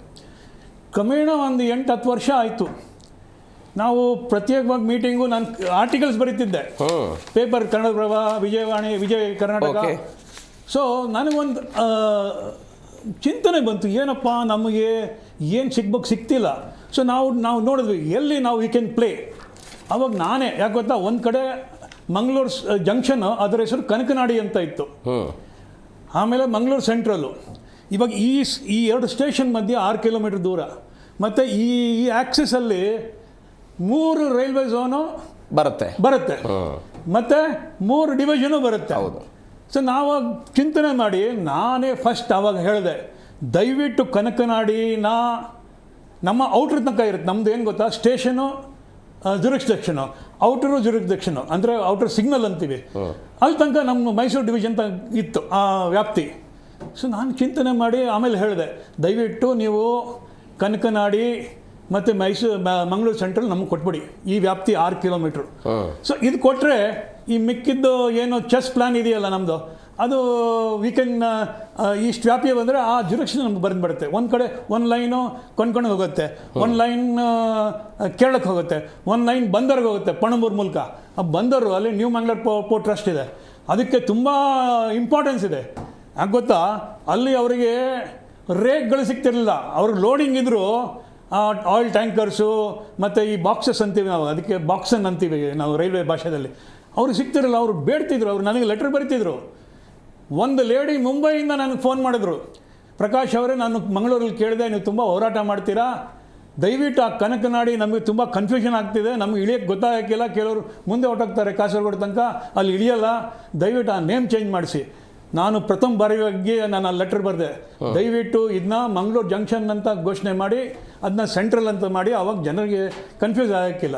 ಸೊ ಇದ್ರ ಜೊತೆಯಲ್ಲಿ ನನಗೆ ಪುತ್ತೂರು ಮತ್ತು ಉಡುಪಿ ಡಯಾಸ್, RL ಡಯಾಸ್ ಅಂತ ಅವರು ಇವಾಗ ನಿಧನರಾಗ್ಬಿಟ್ಟಿದ್ದಾರೆ. ಮತ್ತು ಅವರು ನನ್ನ ಹತ್ರ ಬಂದಿದ್ದರು. ನಾವು ಚರ್ಚೆ ಮಾಡಿ 2007 KJS ನಾಯ್ಡು ಅಂತ ಇದ್ರು ಕಮಿಷನರ್ ರೈಲ್ವೆ ಸೇಫ್ಟಿ. ಅಂದರೆ 2006 ಈ ಬ್ರಾಡ್ಗೇಜ್ ಶುರು ಆಯಿತು, ಬಟ್ ಟ್ರೈನ್ ಚಾಲೂ ಮಾಡಿರಲಿಲ್ಲ. ನಾವು ಅವ್ರ ಹತ್ರ ಹೋದ್ವಿ, ಅಲ್ಲ ಸರ್, ಕನ್ಸ್ಟ್ರಕ್ಷನ್ ಆಯಿತು, ನೀವು ಇನ್ಸ್ಪೆಕ್ಷನ್ ಮಾಡಿದ್ರಿ, ನಿಮ್ದು ಎಲ್ಲಿದೆ ನಿಮ್ಮ ಹೋಲ್ಡು, ನೀವು ಕೊಟ್ಟ ಮೇಲೆ ಅದು ಓಪನ್ ಲೈನು ನಿಮ್ಮ ವ್ಯಾಪ್ತಿಗೆ ಬರಲ್ಲ. ಅದು ಹೆಂಗೆ ಹೇಳ್ತೀರಾ? ಅವರು ಹೇಳ್ತಿದ್ದಾರೆ ಸೌತ್ ವೆಸ್ಟರ್ನ್ ರೈಲ್ವೆ ಅವರು, ಅದು ಕಮಿಷನರ್ ರೈಲ್ವೆ ಸೇಫ್ಟಿ ಅವರು ಇದಿದೆ, ಅವ್ರ ಅನುಮತಿ ಬೇಕು. ಅವ್ರು ನನಗೆ ಪತ್ರ ಬರೆದ್ರು, KJS ನಾಯ್ಡು, ಇದು ಓಪನ್ ಲೈನು, ಇದಕ್ಕೆ ನನಗೆ ಏನು ಸಂಬಂಧ ಇಲ್ಲ. ನಾನು ಸೀದಾ ಅವ್ರ ಜೊತೆ ನಮ್ಮ ಪುತ್ತೂರು ಮತ್ತು ಉಡುಪಿ ಡಯಾಸು ಮತ್ತು ಅನಿಲ್ ಅಗ್ರೆ, ದಿನೇಶ್ ಕಾಮತ್ ಜೊತೆ ನಾನು ಹುಬ್ಳಿಗೆ ಹೋದೆ. ಅಲ್ಲಿ GM ಹತ್ರ ಕೂತ್ಕೊಂಡೆ. ಅಲ್ಲ ಸರ್, ನೀವು ಹೇಳ್ತೀರಾ ಇದು ಕಮಿಷನರ್ ರೈಲ್ವೆ ಸೇಫ್ಟಿ ಅವರು ಇಶ್ಯೂ ಮಾಡಿದ್ದಾರೆ, ಈ ಪತ್ರ ತಗೊಳ್ಳಿ. ಅವ್ರು ಏನು ಹೇಳ್ತಾರೆ, ಓಪನ್ ಲೈನ್ ಒನ್ಸು ಕನ್ಸ್ಟ್ರಕ್ಷನ್ ಆದಮೇಲೆ, ಇನ್ಸ್ಪೆಕ್ಷನ್ ಆದಮೇಲೆ ಅದು ಓಪನ್ ಲೈನ್ ಅಂದರೆ ಓಪನ್ ಫಾರ್ ಟ್ರಾಫಿಕ್, ಪ್ಯಾಸೆಂಜರು ಮತ್ತು ಗುಡ್ಸ್ ಟ್ರಾಫಿಕ್. ಸೊ ಅವಾಗ ಅವ್ರಿಗೂ ಗಮನ ಬಂತು. ಆದರೂ ಕೇವಲ 3 ತಿಂಗಳಲ್ಲಿ ಆ ಪ್ಯಾಸೆಂಜರ್ ಟ್ರೈನ್ ಶುರು ಆಯಿತು. ಈ ಹಿಸ್ಟ್ರಿ PV ಮೋಹನ್ಗೂ ಗೊತ್ತು, ಅವರು ಕಾಂಗ್ರೆಸ್ ಮುಖಂಡರು, ಅವರು ಬರಬೇಕಿತ್ತು, ಅವತ್ತು ಬರಲಿಲ್ಲ. ಸೊ ನಾನು 2000ಇಂದ ಇದ್ರ ಬಗ್ಗೆ, ಆಮೇಲೆ ಅನಿಲ್ ಶಾಸ್ತ್ರಿ ಅಂತ ಒಬ್ಬರು ಇದ್ದಾರೆ, ನಮ್ಮ ಹಿಂದೂನಲ್ಲಿ ಅವರು ರಿಪೋರ್ಟರ್ ಆಗಿದ್ರು, ಇವತ್ತು ಅವರು ಮಂಗಳೂರು ಭಾಗಕ್ಕೆ ಇನ್ಚಾರ್ಜು. ಅವರು ನಮ್ಗೆ ಎಷ್ಟು ಸಹಕಾರ ಕೊಟ್ಟಿದ್ದಾರೆ ಅಂದರೆ ಅವರು ಆ ಭಾಗ. ಆಗಲೇ ಒಂದು ಪಾಯಿಂಟ್ ಉಲ್ಲೇಖ ಮಾಡಿದ್ರಿ, ಹೋರಾಟದ ಹಾದಿ ಕಠಿಣ ಇತ್ತು ಸರ್. ಹೌದು, ಎಲ್ಲವೂ ಕೂಡ ಈಗ ನ್ಯಾಯ ಸಿಕ್ಕಿದೆ. ನನ್ನ ಪ್ರಶ್ನೆ ಇರೋದು, ಮಂಗಳೂರಿನ ಕೆಲ ಸುತ್ತಮುತ್ತಲಿರುವಂಥ ರೈಲ್ವೆ ಸ್ಟೇಷನ್ಗಳು 3 ವಲಯಗಳಿಗೆ ಹರಿದು ಹಂಚು ಹೋಗ್ಬಿಡುತ್ತೆ. ಅದು ಕೊಂಕಣಿ ಆಗಿರ್ಬೋದು, ನೈಋತ್ಯ ಆಗಿರ್ಬೋದು, ದಕ್ಷಿಣ ವಲಯಕ್ಕೆ. ಹೀಗೆ ಹರಿದು ಹಂಚು ಹೋಗೋದ್ರಿಂದ ಏನು ಸಮಸ್ಯೆ ಆಗುತ್ತೆ? ಇವಾಗ ನಮಗೆ ಏನು ಟ್ರೈನ್ ಸೌಲಭ್ಯ ಬೇಕು, ಏನು ಪ್ಯಾಸೆಂಜರ್ ಅಮ್ಯುನಿಟೀಸ್ ಬೇಕು, ಏನು ಅಲ್ಲಿ ವ್ಯವಸ್ಥೆ ಬೇಕು, ಶೆಲ್ಟರ್ಸ್ ಬೇಕು, ಸ್ಟೇಷನ್ ಅಪ್ಗ್ರೇಡೇಷನ್ ಬೇಕು, ಅದು ಆಗ್ತಾ ಇರಲಿಲ್ಲ. ಅದ್ರ ಕಂಟ್ರೋಲ್ ಎಲ್ಲ ಪಾಲ್ಘಾಟ್ಗೆ ಇತ್ತು. ಓಕೆ, ನಮ್ಮ ಜನಕ್ಕೆ ಏನೂ ಸಿಗ್ತಿರಲಿಲ್ಲ. ಅಲ್ಲಿ ಎಲ್ಲ ಪಾಪ ಆ ಭಾಗದವರು ನೇಮಕ ಅವ್ರಿಗೆ ಕನ್ನಡ ಬರಲ್ಲ, ಇವ್ರು ಹೇಳೋದು ಒಂದು ಅವ್ರಿಗೆ ಗೊತ್ತಾಗಿಲ್ಲ, ಅವ್ರು ಹೇಳೋದು ಇವ್ರಿಗೆ ಅರ್ಥ ಆಗಿಲ್ಲ. ಅಂದರೆ ಆ ಇಂಟರ್ಫೇಸು ಇಂಟ್ರಾಕ್ಷನ್ ಆಗೋ ಇದೇ ಇಲ್ಲ. ಮತ್ತು ಇವಾಗ ಕೊಂಕಣ್ ಬೇರೆ ಶುರು ಆಯಿತು. 2000ರಲ್ಲಿ ನಿತೀಶ್ ಕುಮಾರ್ ಬೆಂಗಳೂರು ಬಂದಿದ್ರು. ನಾನು ಅವ್ರ ಗಮನಕ್ಕೆ ತಂದೆ, Nitish Kumar railway minister, sir ಹಿಂಗಾಗ್ಬಿಟ್ಟಿದೆ, ಇದು 3 ಬಾಸು, ಓನರ್ ಯಾರೂ ಇಲ್ಲ. ಈ ಕೊಂಕಣ್ ರೈಲ್ವೆ ಕೇಂದ್ರ ಸರ್ಕಾರ ನಿರ್ವಹಣೆ ಮಾಡುತ್ತಾ? ಅಲ್ಲಲ್ಲ, ಅದು ಕಾರ್ಪೊರೇಷನ್. ಕೊಂಕಣ್ ರೈಲ್ವೆನಲ್ಲಿ ನೋಡಿ, ನಾವು ದೊಡ್ಡ ಕಾಂಟ್ರಿಬ್ಯೂಷನ್ ಮಾಡಿದ್ದೀವಿ. ಯಾಕೆ ಮಾಡಿದ್ವಿ ಅಂದರೆ, ಹಿಂಟರ್ಲ್ಯಾಂಡ್ ಕನೆಕ್ಟಿವಿಟಿ ಸಿಗುತ್ತೆ ನಮಗೆ, ಮತ್ತೆ ನಮ್ಮ ಜನಕ್ಕೂ ಕರಾವಳಿ ಜನಕ್ಕೂ ರೈಲ್ವೆ ಆಕ್ಟಿವಿಟಿ ಆಗುತ್ತೆ, ಬ್ರಾಡ್ಗೇಜ್ ಬರುತ್ತೆ ಅಂತ. ನಮ್ದು 10% ಪಾಲ್ದಾರ ಇದೆ ನಾವು. ಆಮೇಲೆ 67% ರೈಲ್ವೆ, 14% ಮಹಾರಾಷ್ಟ್ರ, ಕೇವಲ 4% ಕೇರಳ, ಗೋವಾ 2%. ಇವಾಗ ನೋಡಿ, ಲ್ಯಾಂಡ್ ಕೊಟ್ಟು, ಆ ಜಾಗ ಕೊಟ್ಟು, ನಮ್ಮ ರೈತರು ಒಳ್ಳೆ ಜಮೀನು ಕೊಟ್ಟು ನಮ್ಮ ಜನಕ್ಕೆ ಸೌಲಭ್ಯ ಸಿಗ್ತಿರಲಿಲ್ಲ. ನನ್ನೊಂದು ಬೇಸಿಕ್ ಪ್ರಶ್ನೆ ಸರ್, 3177 ಕಿಲೋಮೀಟರ್ ಇರುವಂಥ ನೈಋತ್ಯ ರೈಲ್ವೆ ವಲಯ 84% ಹೆಚ್ಚಿನ ವ್ಯಾಪ್ತಿಯನ್ನು ಕರ್ನಾಟಕದಲ್ಲಿ ಹೊಂದಿದೆ. ಉಳಿದಿದ್ದು ಬೇರೆ ಬೇರೆ ರಾಜ್ಯಗಳಲ್ಲಿದೆ, ಆ ಮತ್ತು ಬೇರೆ. ಆದರೆ ನಮ್ಮದೇ ರಾಜ್ಯದಲ್ಲಿರುವಂಥ ಮಂಗಳೂರನ್ನು ದಕ್ಷಿಣ ರೈಲ್ವೆ ವಲಯಕ್ಕೆ ಯಾಕೆ ಹಾಕಲಾಯಿತು? ನೋಡಿ, ಈ ಜ್ಯೂರಿಸ್ಡಿಕ್ಷನಲ್ ಲಿಮಿಟ್ಟು ಮೊದಲು ಮಾಡಿದ್ರು. ನಮಗೂ ವಲಯ ಬಂದಿದೆ 2003ರಲ್ಲಿ. ಹೌದು, ಅಲ್ಲಿ ತನಕ ನಾವು ಸದರ್ನ್ ರೈಲ್ವೆಲಿ ಇದ್ವಿ. ಅಂದರೆ ಸದರ್ನ್ ರೈಲ್ವೆಯಿಂದ ನಮಗೆ ಏನೂ ಅನುಕೂಲ ಆಗಲಿಲ್ಲ. ಅದಕ್ಕೆ ನಾವು ಪದೇ ಪದೇ ನಮಗೂ ಒಂದು ಝೋನ್ ಬೇಕು ಅಂತ ಕಿಚ್ಚು ಮತ್ತು ಗಲಾಟೆ ಮತ್ತು ಬರವಣಿಗೆ ಮತ್ತು ಎಲ್ಲ ಮಾಡ್ತಿದ್ವಿ. 2003ರಲ್ಲಿ ನಮಗೆ ಜಾಗ ಸಿಕ್ತು. ಇಲ್ಲಿ ನೋಡಿ, ಬಳ್ಳಾರಿಲೂ ಅಷ್ಟೇ, ಅಲ್ಲಿ ಐರನ್ ರೋಡ್ ಟ್ರಾನ್ಸ್ಪೋರ್ಟ್ ಆಗುತ್ತೆ. ಅಲ್ಲಿ 2 ಲೈನ್ ಇದೆ, ಬಳ್ಳಾರಿಯಿಂದ ಗುಂತಕಲ್ ಹೋಗಿ 2 ಲೈನ್ ಇದೆ. ಆ control up to Guntakal outer ನಮ್ದಿದೆ. ಆದರೂ 1 ಲೈನ್ ಇವತ್ತು ಸೌತ್ ಸೆಂಟ್ರಲ್ ರೈಲ್ವೆ ಅವ್ರ ಅಡಿಯಲ್ಲಿದೆ. 1 ಲೈನ್ ಮಾತ್ರ ಕೊಟ್ಟಿದ್ದಾರೆ. ಅಂದರೆ ಇದು ಮೊದಲಿಂದಾನೇ ಸಂಚು ನಡೆದಿದೆ ದಕ್ಷಿಣ ರೈಲ್ವೆ. ಯಾಕೆ ಗೊತ್ತಾ, ಇವಾಗ ಮಂಗಳೂರಿಗೆ ನಾವು ಏನು ಬೆಂಗಳೂರಿಂದ ರೈಲ್ವೆ ಸಂಪರ್ಕ ಹಸನ್ ಮಾಡ್ತೀವಿ, ಅದಕ್ಕೊಂದು ಕಾರ್ಪೊರೇಷನ್ ಮಾಡಿದ್ರು. ಅದು ದುಡ್ಡು ಎಷ್ಟಿತ್ತು? 50 ಕೋಟಿ ನೀವು ಕಾರ್ಪೊರೇಷನ್ ಮಾಡೋ ಅವಶ್ಯಕತೆ ಆಯ್ತಾ? ಏನೋ ಸಂಚು ನಡೆದಿದೆ. ಯಾಕೆಂದರೆ 50 ಕೋಟಿಗೆ ಯಾರೋ ಕಾರ್ಪೊರೇಷನ್ ಮಾಡಿ, ಒಂದು NNPT ಪಾಲ್ದಾರರು, ಒಂದು ಕರ್ನಾಟಕ ಸರ್ಕಾರ ಪಾಲ್ದಾರರು, ಒಂದು ನ್ಯೂ ಮಂಗಳೂರು ಪೋರ್ಟ್ ಟ್ರಸ್ಟ್ ಪಾಲ್ದಾರರು, ಅದು ಮಾಡೋ ಅವಶ್ಯಕತೆನೇ ಇರಲಿಲ್ಲ. HMRDC Hassan Mangalore railway development corporation ಮಾಡೋ ಅವಶ್ಯಕತೆನೇ ಇರಲಿಲ್ಲ. ಬೇಕು ಅಂತ ಈ ನಮ್ಮ ರಾಜ್ಯಕ್ಕೆ ಅನ್ಯಾಯ ಆದಂಗೆ ಆ ಸದರ್ನ್ ರೈಲ್ವೆ ಅಂದಿನ ಅಧಿಕಾರಿಗಳು ಸಂಚು ನಡೆಸಿದ್ದಾರೆ ಅಂತ ನಾನು ಹೇಳ್ತಾ ಇದ್ದೀನಿ ಈ ಸಂದರ್ಭದಲ್ಲಿ. ಸಂತೋಷ್ ಸರ್, ಪ್ರಕಾಶ್ ಮಂಡೋತ್ ಅವರ ಮಾತುಗಳನ್ನು ನೀವು ಕೇಳಿಸ್ಕೊಂಡ್ರಿ. ಇವತ್ತು ಕೇರಳ ಕೇಳ್ತಾ ಇದೆ, ಉಳಿದ ರೈಲ್ವೆ ಸ್ಟೇಷನ್ಗಳನ್ನು ಬಿಟ್ಟುಬಿಡಿ, ಅಟ್ಲೀಸ್ಟ್ ಮಂಗಳೂರು ಸೆಂಟ್ರಲ್ ಆದರೂ ಕೂಡ ಪಾಲಕ್ಕಾಡ್ ವ್ಯಾಪ್ತಿಯಲ್ಲಿ ಇರುವಂತೆ ನೋಡ್ಕೊಳ್ಳಿ ಅಂತ ಅವ್ರದ್ದು ಹೇಳ್ತಾ ಇರೋದು. ನೀವು ಅವಾಗಲೇ ಹೇಳ್ತಾ ಇದ್ರಿ ಮಂಗಳೂರಿಗೆ ಪ್ರತ್ಯೇಕವಾದಂಥ ವಿಭಾಗ ಬೇಕು ಅಂತ. ಬಟ್ ಯಾವ ವಿಭಾಗಕ್ಕಾಗಿ ನೀವು ಬೇಡಿಕೆ ಇಡ್ತಿದ್ದೀರೋ ಅದೇ ಮಂಗಳೂರು ಸೆಂಟ್ರಲ್ ನಮ್ಮ ಪಾಲಕ್ಕಾಡಿಗೆ ಸೇರಲಿ ಅಂತ ಅವ್ರು ಹೇಳ್ತಿದ್ದಾರೆ ಈಗ. ಹೌದು, ಯಾಕೆ ಅಂತಂದ್ರೆ ಅವರು ಬೇಡಿಕೆ ಇಡೋದೇನಂದ್ರೆ, ಈಗ ಅತ್ಯಧಿಕ ಒಂದು ರೈಲ್ವೆ ಇದರಲ್ಲಿ ಲಾಭ ಮಾಡಿ ತಂದು ಕೊಡುವಂತ ಒಂದು ರೈಲ್ವೆ ನಿಲ್ದಾಣ ಇದ್ರೆ ಅದು ಮಂಗಳೂರು ಸೆಂಟ್ರಲ್. ಇಲ್ಲಿ ಸುಮಾರು ಜನ ಬೆಂಗಳೂರು ಈಗ ಕರ್ನಾಟಕ ರಾಜ್ಯದಲ್ಲಿ ಅತ್ಯಧಿಕ ತೆರಿಗೆ ಪಾವತಿಸುವಂತ ಜಿಲ್ಲೆ ಬೆಂಗಳೂರು ಬಿಟ್ರೆ ಸೆಕೆಂಡ್ ಇರುವುದು ಮಂಗಳೂರೇ.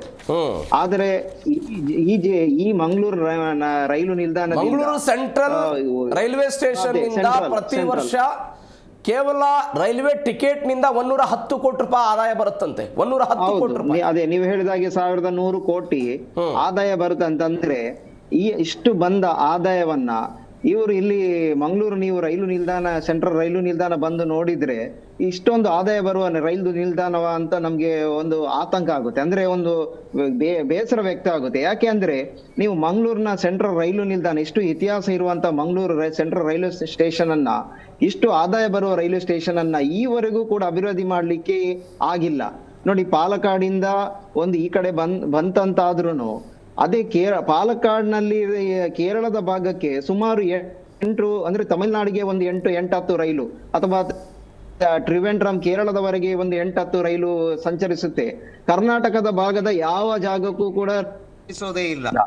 ಉತ್ತರ ಕರ್ನಾಟಕದ ಬೇರೆ ಬೇರೆ ಬಯಲುಸೀಮೆ ಭಾಗದಿಂದ ಜನ ಕಾರ್ಮಿಕರಾಗಿ ಕಟ್ಟಡ ಕಾರ್ಮಿಕ ಬೇರೆ ಬೇರೆ ಬೆಂಗಳೂರಿಗೆ ಧಾವಿಸಿ ಬರ್ತಾ ಇದ್ದಾರೆ.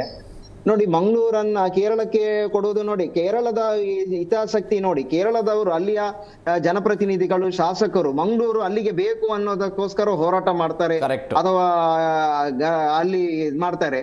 ನಮ್ಮ ಕರ್ನಾಟಕ ರಾಜ್ಯದ ಸಂಸದರು ಜನಪ್ರತಿನಿಧಿಗಳು ಎಲ್ಲಿದ್ದಾರೆ? ಇದು ರಾಜಕೀಯ ಪ್ರಶ್ನೆ ಅಲ್ವಾ? ನಿಮ್ಗೆ ಒಂದೇ ಒಂದು ಉದಾಹರಣೆ ಹೇಳ್ತೀನಿ. ಮಂಗಳೂರು ರೈಲು ನಿಲ್ದಾಣ ಯಾವುದು? ಮಂಗಳೂರು ಸೆಂಟ್ರಲ್ ರೈಲ್ವೆ ನಿಲ್ದಾಣದಿಂದ ಬೆಂಗಳೂರಿಗೆ ಒಂದು ರೈಲು ಸಂಚರಿಸ್ತಾ ಇತ್ತು ಪ್ರಾರಂಭ ಆದ ಸಂದರ್ಭದಲ್ಲಿ. ಬೆಂಗಳೂರಿಗೆ ಹೋಗಿ ಅದು ಮತ್ತೆ ಅಲ್ಲಿಂದ ರಾತ್ರಿ ಹೊರಟು ಇಲ್ಲಿಗೆ ಬಂದು ಮಂಗಳೂರು ರೈಲು ನಿಲ್ದಾಣದಲ್ಲಿ ಬೆಳಿಗ್ಗೆ ಹಾಲ್ಟ್ ಆಗ್ತಾ ಇತ್ತು. ಬೆಳಗ್ಗೆ ಹಾಲ್ಟ್ ಆದ ರೈಲು ಆ ನಂತರ ಹೊರಡ್ತಾ ಇದ್ದದ್ದು ರಾತ್ರಿನೇ. ಆದ್ರೆ ಬೆಳಗ್ಗೆಯಿಂದ ಸಂಜೆ ತನಕ ಮಂಗಳೂರು ರೈಲು ಸೆಂಟ್ರಲ್ ರೈಲ್ವೆ ನಿಲ್ದಾಣದಲ್ಲಿ ನಿಲ್ಲುವಂತ ಸಂದರ್ಭದಲ್ಲಿ ನೋಡ್ಲಿ, ಏಕಾಏಕಿ ಆ ಸಂದರ್ಭದಲ್ಲಿ ಕೇರಳದ ಸಂಸದರು ಅಲ್ಲಿಯ ಜನಪ್ರತಿನಿಧಿಗಳು ಕೂಡಲೇ ಎಚ್ಚೆತ್ತು ಅದನ್ನ ಕಣ್ಣೂರ್ವರೆಗೆ ವಿಸ್ತರಣೆ ಮಾಡಿದ್ರು, ಎಕ್ಸ್ಟೆನ್ಷನ್ ಮಾಡಿದ್ರು. ನೋಡಿ, ಅಲ್ಲಿ ತನಕ ಬಿದ್ದಿದ್ದಂತ ಟ್ರೈನ್ ಅನ್ನ ಯಾಕೆ ನಮ್ಮ ಇಲ್ಲಿಯ ಜನಪ್ರತಿನಿಧಿಗಳು ಬೇಡ ಕಾರವಾರಕ್ಕೆ ಕೊಡಿ ಅಥವಾ ಗೋವಾಕ್ಕೆ ಕೊಡಿ ಕೇಳಿಲ್ಲ?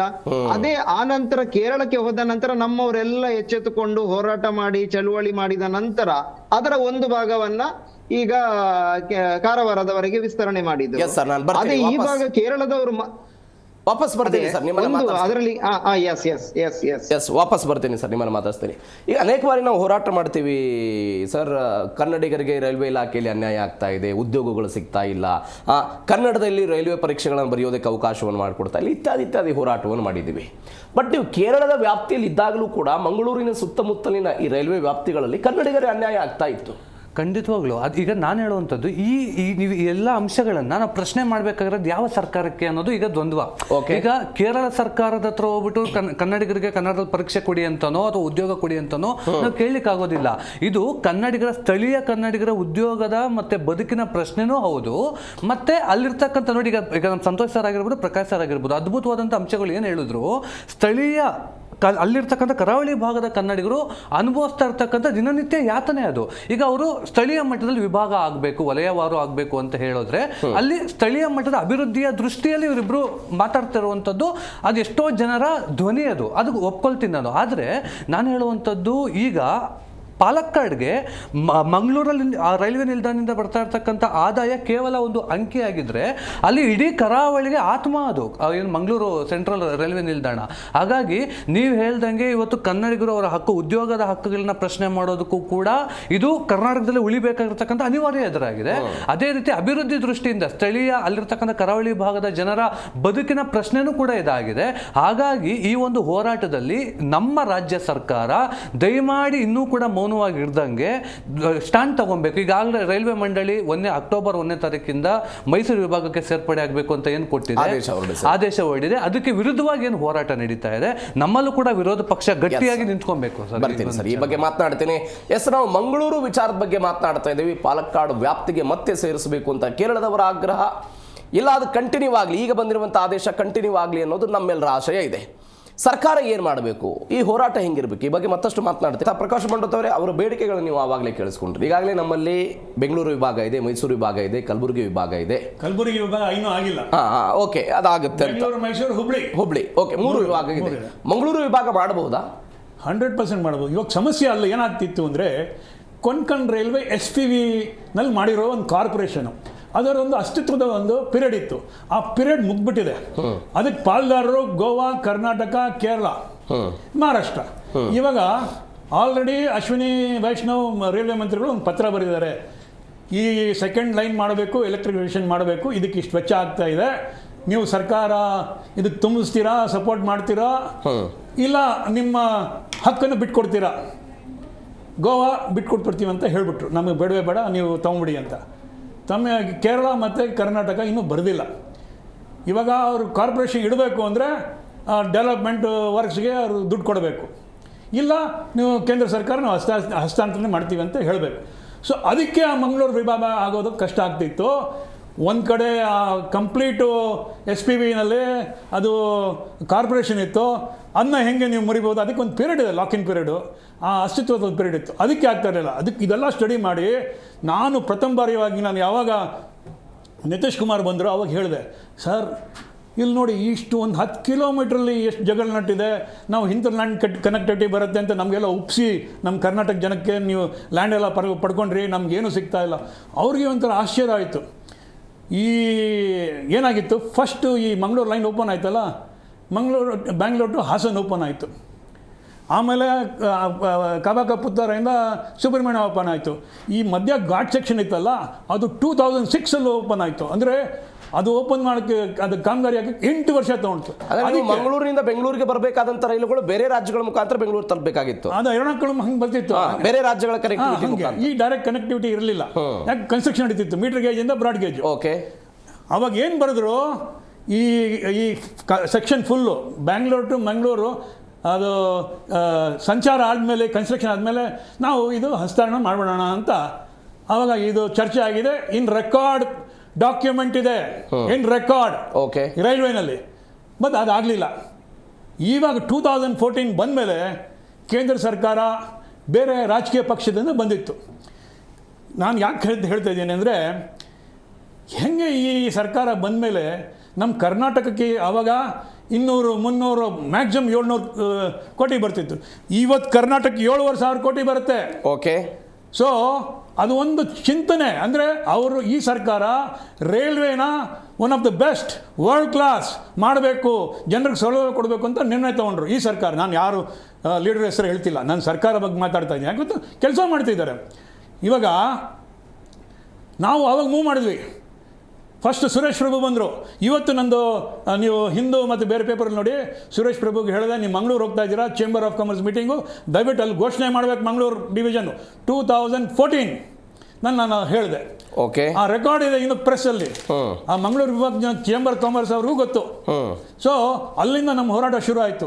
ನಾವು ಹೇಳಿದ್ವಿ, ಆಮೇಲೆ ಅದಾಗ್ತಾ ಇಲ್ಲ ಹೇಳಿದ್ವಿ, ಅಟ್ಲೀಸ್ಟ್ ಈ ಭಾಗ ಕೊಟ್ಬಿಡಿ. 2000 ಇದು ಆಗಿದೆ. 2023 ಸರ್, 2023 ರಾಜ್ಯಸಭೆಯಲ್ಲಿ ಈ ವಿಚಾರ ಚರ್ಚೆಗೆ ಬರುತ್ತೆ. ಹೌದು, ರಾಜ್ಯಸಭೆಯಲ್ಲಿ ಚರ್ಚೆಗೆ ಬರುತ್ತೆ. 2000 ಆಡಿ ಒಪ್ಕೊಂಡಿದ್ರಲ್ಲ ಸರ್ಕಾರ ಡಾಕ್ಯುಮೆಂಟ್. ಆಮೇಲೆ 2020 GM ನಮ್ಮ AK ಸಿಂಗ್ ಅಂತ ಇದ್ರು, ನಾನು ನೈಋತ್ಯ ರೈಲ್ವೆ ಮೆಂಬರು. ಅವ್ರು ಲೆಟರ್ ಬರೆದ್ರು ರೈಲ್ವೆ ಬೋರ್ಡ್ ಚೇರ್ಮನ್ಗೆ, ದಯವಿಟ್ಟು ಈ ಜನದ ಕರ್ನಾಟಕ ಭಾಗದ ಜನತೆಯ ಕೂಗು ನಮ್ಮ ಮೆಂಬರ್ ಆಫ್ ಈ ZROCC ಅವರು ಕೇಳ್ತಿದ್ದಾರೆ, ದಯವಿಟ್ಟು ನೀವು ಒಪ್ಪಿಗೆ ಕೊಡಬೇಕು ಅಂತ ಲೆಟರ್ ಬರೆದು 2020 AK ಸಿಂಗು. ಇವಾಗ 2023-24 ಸ್ವಲ್ಪ ಮೂವ್ಮೆಂಟ್ ಜಾಸ್ತಿ ಆಯಿತು, ಪ್ರೆಷರ್ ಜಾಸ್ತಿ ಬಿಟ್ಟರು. ಸಾಕಷ್ಟು ನಮ್ಮ ಕರಾವಳಿ ಭಾಗದ ಜನರು ತುಂಬ ಆಕ್ಟಿವ್ ಆಗಿ, ಮತ್ತು ಸಂಸದರು ಕೂಡ ಎಲ್ಲ ಪಕ್ಷದವರು, ನಾನು ಯಾವ ಪಕ್ಷನೂ ಹೇಳಲ್ಲ, ಯಾಕೆ ಗೊತ್ತಾ, ಎಲ್ಲರೂ ಆಕ್ಟಿವ್ ಆದ್ವಿ. ಇವತ್ತು ನಾವು ಈ ಸ್ಥಿತಿಗೆ ಬಂದಿದ್ದೀವಿ. ಆದೇಶ ಬಂದಿದೆ ಅಕ್ಟೋಬರ್ 1, ಏನೇ ಆಗಲಿ ಇದು ಮಾತ್ರ ಇದು ಪರಿವರ್ತನೆ ಆಗಕ್ಕಿಲ್ಲ, ನಾವು ಬಿಡಲ್ಲ ಸರ್, ಬಿಡಲ್ಲ. ಓಕೆ, ನಾವು ಬಿಡಲ್ಲ. Point to point. ಇವೆಲ್ಲದರ ನಡುವೆ ಕೇರಳದವರು ಹೇಳ್ತಿದ್ದಾರೆ, ನೀವು ಬೇರೆ ಬೇರೆ ರೈಲ್ವೆ ಸ್ಟೇಷನ್ಗಳನ್ನು ಬಿಡಿ, ಮಂಗಳೂರು ಸೆಂಟ್ರಲ್ ಆದ್ರೂ ನಮಗೆ ವ್ಯಾಪ್ತಿ ಕೊಡಿ. ಅದು ಸಾಧ್ಯವೇ ಇಲ್ಲ. ಯಾಕಂದ್ರೆ ನಮ್ಮ ಹಾರ್ಟು ಮಂಗಳೂರು ಸೆಂಟ್ರಲ್, ಬಟ್ ಅವರ ಕೋಚ್ಗಳು, ಅವರ ನಿಯಂತ್ರಣ ಎಲ್ಲವೂ ಕೂಡ ಮಂಗಳೂರು ಸೆಂಟ್ರಲ್ ಇದೆ ಸರ್. ಅದು ಒರಿಜಿನೇಟಿಂಗ್ ಪಾಯಿಂಟ್ ಅಷ್ಟೇ. ಓಕೆ, ಅದು ಡೆಡ್ ಎಂಡ್. ಮಂಗಳೂರು ಸೆಂಟ್ರಲಿಂದ ಎಲ್ಲೂ ಟ್ರೈನ್ ಹೋಗೋಕ್ಕಿಲ್ಲ. ಮಂಗಳೂರು ಸೆಂಟ್ರಿಂದ ಕನಕನಾಡಿಗೆ ಬರುತ್ತೆ, ಕನಕನಾಡಿಯಿಂದ ನೇತ್ರಾವತಿ ಕ್ಯಾಬಿನಿಂದ ಕೇರಳಕ್ಕೆ ಹೋಗುತ್ತೆ, ಈ ಕಡೆ ಟೋಕೂರು ಮುಖಾಂತರ ಕೊಂಡ್ಕೊಂಡು ಹೋಗುತ್ತೆ. ಅದು ಅವ್ರದ್ದಲ್ಲ. ಸೇಲಂ ಆಯ್ತು, ನಾನು ಸೇಲಂ ಕೇಳಿದೆ, ನಾನು ಸದರ್ನ್ ರೈಲ್ವೆ ಮೆಂಬರು. ಇವತ್ತು ನಾನು ನೋಡಿ ವಿಜಯ ಕರ್ನಾಟಕದಲ್ಲಿ ಸೇಲಮು, ಮಂಗಳೂರು, ಗುಲ್ಬರ್ಗ ಡಿವಿಷನ್ ಕೇಳಿದೆ. ಅಲ್ಲಿ ಲಾಲು ಪ್ರಸಾದ್ ಅವರು ಹೊಂದಾಣಿಕೆಯಿಂದ ಮಾಡ್ಕೊಂಡ್ರು. ಅವಾಗ ಯಾಕೆ ಸುಮ್ಮನೆ ಇದ್ರಿ? ಓಕೆ, ನೀವು ಸೇಲಂ ವಿಭಾಗ ಪ್ರತ್ಯೇಕ ಆದಾಗ ಯಾಕೆ ಸುಮ್ಮನೆ ಇದ್ರಿ? ಓಕೆ, ನಮ್ಗೆ ಆದ್ರೆ ಏನ್ ತಪ್ಪು? ನಮ್ದು ಇವತ್ತು 30-40 ವರ್ಷ ಫೈಟು, ನಮ್ದು ಆಯ್ತು, ನಮ್ ಖುಷಿ ಇದೆ. ಓಕೆ, ಆಮೇಲೆ ತಪ್ಪೇನಿದೆ? ಇದು ವ್ಯವಸ್ಥೆ ರೀ. ಇದೇ ನಾನು ಬರ್ಕೊಡ್ಲಿಲ್ಲ SWR ಗೆ, ಕನ್ನಡ ಜನತೆಗೆ ಸೇಲಂ ವಿಭಾಗವನ್ನ 2007ರಲ್ಲಿ ಪ್ರತ್ಯೇಕ ಮಾಡಿದಾಗ ಕೊಯಮತ್ತೂರು ಸೇರಿದಂತೆ ತಮಿಳುನಾಡಿನ ಪ್ರಮುಖ ನಗರಗಳ ರೈಲು ನಿಲ್ದಾಣಗಳು ಸೇಲಂ ವಿಭಾಗಕ್ಕೆ ಶಿಫ್ಟ್ ಆಯಿತು. ಎಲ್ಲಿಂದ? ಕೇರಳದಿಂದ ಈ ಎಲ್ಲ ನಗರಗಳು ಅಲ್ಲಿಗೆ ಶಿಫ್ಟ್ ಆದಾಗ ತಮಿಳುನಾಡಿನ ಪ್ರಮುಖ ವಾಣಿಜ್ಯೋದ್ಯಮಿಗಳ ನಗರಗಳನ್ನು ನಾವೇನು ಕರಿತಿದ್ವಿ, ಆ ನಗರಗಳಿಂದ ಬರ್ತಾ ಇದ್ದಂಥ ಆದಾಯ ಕೋತಾಗೋದಕ್ಕೆ ಶುರುವಾಯಿತು. ನಮ್ಮ ಜನ ಎಷ್ಟು ಹೃದಯಶಾಲಿ ಅಂದ್ರೆ 25 ವರ್ಷ ಸುಮ್ಮನೆ ಇದ್ದಾರೆ. ಅದೇ ಮಹಾರಾಷ್ಟ್ರ ಬೇರೆ, ಉತ್ತರ ಪ್ರದೇಶ ಆಗ್ಬಿಟ್ಟಿದ್ರೆ ಬಿಡ್ತಿದ್ರಾ? ಇವತ್ತಾಗಿದೆ. ನೀವು ಖುಷಿ ಪಡಿ, ನೀವು ಬೇರೆ ಆಯ್ದ ನೋಡ್ಕೊಳ್ಳಿ, ಬೇರೆ ಏನಾದರೂ ಹೊಸ ಲೈನ್ ಮಾಡ್ಕೊಳ್ಳಿ, ಕನ್ಸ್ಟ್ರಕ್ಷನ್ ಮಾಡ್ಕೊಳ್ಳಿ, ನೀವು ವ್ಯಾಪ್ತಿ ಬೆಳೆಸ್ಕೊಳ್ಳಿ. ನಮ್ಮ ಹಕ್ಕು ಸಿಕ್ಕಿದೆ ಇವತ್ತು. ನಮ್ಮ ಎಲ್ಲರ ಪ್ರಯತ್ನದಿಂದ ನಡೆದಿದೆ. ನಮ್ಮ ಕರ್ನಾಟಕ ತುಂಬ ಖುಷಿ. ನಾನು ಅದಕ್ಕೆ ನಾನು ಪ್ರಾಣ ಹೇಳಿದೆ, ಇವತ್ತು ನಾನು ಬಂದು ಕೂತ್ಕೊಂಡು ಮಾಡ್ತಾ ಇದ್ದೀನಿ, ಅದು ತುಂಬ ಆನಂದ ಆಗಿದೆ. ನಂದು ಒಂದು ಮುಖ್ಯ ಪಾತ್ರ ಇದೆ ಇದನ್ನಲ್ಲಿ ಅಂತ ಘಂಟಾಘೋಷವಾಗಿ ಹೇಳ್ತೀನಿ. ಎಸ್ ಸರ್, ಬರ್ತೀನಿ. ಸಂತೋಷ್ ಅವರೇ, ನಾವು ಮಂಗಳೂರು ಸೆಂಟ್ರಲ್ ಬೇಕು ಅಂತ ಅವರು ಹೋರಾಟ ಮಾಡ್ತಾ ಇದ್ದಾರೆ. ನಿನ್ನೆ ಕೇರಳದಲ್ಲಿ ವಿರೋಧ ಪಕ್ಷದ ನಾಯಕರುಗಳು ಕೂಡ ಸೇರಿಕೊಂಡು ಎಲ್ಲರೂ ಉಪವಾಸವನ್ನು ಮಾಡಿದ್ದಾರೆ ಅನ್ನುವಂಥದ್ದೊಂದು ಸುದ್ದಿ. ನಾನು ಒಂದು ಕನೆಕ್ಟಿವಿಟಿ ಕೊಡ್ತೀನಿ. ಕರ್ನಾಟಕದಲ್ಲೂ ಕೂಡ ಕಾಂಗ್ರೆಸ್ ಸರ್ಕಾರ ಇದೆ, DK ಶಿವಕುಮಾರ್ ಮುಖ್ಯಮಂತ್ರಿ. ಪಕ್ಕದ ಕೇರಳದಲ್ಲೂ ಕೂಡ ಕಾಂಗ್ರೆಸ್ ಸರ್ಕಾರ ಇದೆ, VD ಸತೀಶನ್ ಮುಖ್ಯಮಂತ್ರಿ ಆಗಿದ್ದಾರೆ. ಅದೇ ನಾನು ಪ್ರಾರಂಭದಲ್ಲಿ ಹೇಳುವ ಹಾಗೆ, ಕೇರಳದ ಜನಪ್ರತಿನಿಧಿಗಳಿಗೆ ಇರುವಷ್ಟು ಇಚ್ಛಾಶಕ್ತಿ ಅವರದೇ ಪಕ್ಷ ಕರ್ನಾಟಕದಲ್ಲಿದ್ರೂ ಕೂಡ ಇಲ್ಲಿರುವಂತ ಜನಪ್ರತಿನಿಧಿಗಳಿಗೆ ಜನರ ಮೇಲಿನ ಇಚ್ಛಾಶಕ್ತಿ ಕೊರತೆ ಬಹಳ ಎದ್ದು ಕಾಣ್ತಾ ಇದೆ. ಮತ್ತೆ ಇದರಲ್ಲಿ ಬೇರೆ ಬೇರೆ ರೀತಿಯ ಲಾಬಿಗಳು ಕೂಡ ಎದ್ದು ಬರ್ತಾ ಇದೆ. ಯಾಕೆಂದ್ರೆ ನೋಡಿ, ದಿನನಿತ್ಯ ಮಂಗಳೂರಿಂದ ಬಹುತೇಕ ಯುವಕರು, ಕಾರ್ಮಿಕರು ಬೆಂಗಳೂರನ್ನ ಹರಿಸಿ ಇಲ್ಲಿಂದ ದಿನನಿತ್ಯ ನೀವು ಲೆಕ್ಕ ಹಾಕಿದ್ರೆ 100ರಿಂದ 150 ಬಸ್ಸು ರಾತ್ರಿ ಓಡಾಟ ಮಾಡುತ್ತೆ ಬೆಂಗಳೂರಿಗೆ. ಸರ್ಕಾರಿ ಮತ್ತು ಖಾಸಗಿ ಬಸ್ಸೇ ಸುಮಾರು 75ರಿಂದ 100 ಬಸ್ಸು ರಾತ್ರಿ ಬೆಂಗಳೂರಿಗೆ ಹೊರಡುತ್ತೆ. ಅದರಲ್ಲೂ ಸರ್ಕಾರಿ ಬಸ್ ಲೆಕ್ಕ ಹಾಕಿದ್ರೆ ಬಹುತೇಕ 150ರ ತನಕ ಇರಬಹುದು. ಆದ್ರೆ ನಮ್ಮ ರೈಲ್ ಎಷ್ಟು ಹೊರಡುತ್ತೆ ಅಂತ ಕೇಳಿದ್ರೆ, ರಾತ್ರಿ ಒಂದೇ ರೈಲು ಬೆಂಗಳೂರಿಗೆ ಹೋಗುದು, ದಿನನಿತ್ಯದಲ್ಲಿ 3 ರೈಲು ಮಾತ್ರ ಇರುವುದು. ಹಾಗಾದ್ರೆ ಬೆಂಗಳೂರಿಗೆ ರೈಲು ಸಂಚಾರಕ್ಕೆ ಪ್ರಾರಂಭ ಮಾಡ್ಲಿಕ್ಕೆ ಇಚ್ಛಾಶಕ್ತಿ ತೋರಿಸದೇ ಇರುವುದು ಯಾರು? ನಾವು ಎಲ್ಲವನ್ನ ನೀವು ಹೇಳ್ತಾ ಇರೋದು ಇಷ್ಟು ದಿನಗಳ ಕಾಲ ಕೇರಳದ ವ್ಯಾಪ್ತಿಯಲ್ಲಿ ಇದ್ದಿದ್ದರ ಕಾರಣಕ್ಕಾಗಿ ನಾವು ಬೆಂಗಳೂರಿಗೋ ಅಥವಾ ಮಂಗಳೂರಿನಿಂದ ವಿಜಯಪುರಕ್ಕೋ ಅಥವಾ ಹುಬ್ಬಳ್ಳಿಗೋ ಒಂದು ರೈಲನ್ನು ಓಡಿಸಬೇಕು ಅಂತ ಹೇಳಿದ್ರೆ ಅದರ ಅನುಮತಿಗಾಗಿ ಕೇರಳವನ್ನು ಕೇಳಬೇಕಾಗಿತ್ತು ಅಂತ. ಕೇರಳ ಅಲ್ಲ, ನೋಡಿ, ಕರೆಕ್ಟ್. ನೋಡಿ, ಅದಕ್ಕೆ ಬೇಕಾದಂತ ನೋಡಿ, ನಾವು ಒಂದು ಜನಪ್ರತಿನಿಧಿಗಳನ್ನ ಆಯ್ಕೆ ಮಾಡಿ ಕಳಿಸುವಾಗ ಯಾರದರ ಒತ್ತಡ ತರಬೇಕಿತ್ತು, ಯಾರದರ ಬೆನ್ನು ಬೀಳ್ಬೇಕಿತ್ತು, ಅಥವಾ ಇಲ್ಲಿಯ ಜನ ನಾವು ಹೋರಾಟ ಮಾಡಬಹುದು, ಜನಪ್ರತಿನಿಧಿಗಳ ಗಮನ ಸೆಳೆಯಬಹುದು, ಸರ್ಕಾರದ ಗಮನ ಸೆಳೆಯಬಹುದು. ಆದ್ರೆ ಅದನ್ನ ಪಾರ್ಲಿಮೆಂಟ್ ಅಲ್ಲಿ ಮಾತಾಡಿ ಹಠ ಹಿಡಿದು ಅದನ್ನ ತರುವಂತ ಒಂದು ಇಚ್ಛಾಶಕ್ತಿ ಜನಪ್ರತಿನಿಧಿಗಳಿಗೂ ಬೇಕಲ್ವಾ? ಈಗ ನೋಡಿ, ನಾನು ಒಂದೇ ಉದಾಹರಣೆ ಹೇಳ್ತೀನಿ. ಜನರ ಮತ ಬೇಕು, ಆದ್ರೆ ಜನರ ಬದುಕಿನ ಪ್ರಶ್ನೆ ಅವರಿಗೆ ಬೇಡವಾ? ಈಗ ಮಂಗಳೂರಿಂದ ಉತ್ತರ ಕರ್ನಾಟಕದ ಬಯಲು ಸೀಮೆ ಆ ಕಡೆ ಅಥವಾ ಹೈದರಾಬಾದ್ ಕರ್ನಾಟಕ, ಕಲ್ಯಾಣ ಕರ್ನಾಟಕ ನೋಡಿದ್ರೆ ಎಷ್ಟು ಟ್ರೈನ್ ಓಡಾಡ್ತಾ ಇದ್ದೆ. ಒಂದು ಟ್ರೈನ್ ಬಿಜಾಪುರದ ತನಕ, ಒಂದು ವಿಜಯಪುರಕ್ಕಿದೆ. ಹೇಗಾದ್ರೂ ಮಾಡಿ ಕೇರಳಕ್ಕೆ ಹೆಚ್ಚು ಹೆಚ್ಚು ರೈಲುಗಳನ್ನ ತರಿಸುವಂತ ಪ್ರಯತ್ನಗಳನ್ನ ಮಾಡ್ತಾರೆ. ಅದಲ್ಲದೆ ನೀವು ಕೇರಳದ ಕಣ್ಣೂರಿನಿಂದ ಆ ಕಡೆಗೆ ಲೋಕಲ್ ಟ್ರೈನ್ಗಳು, ಸಿಕ್ಕಾಪಟ್ಟೆ ಲೋಕಲ್ ಟ್ರೈನ್ಗಳು ಓಡಾಡುತ್ತೆ.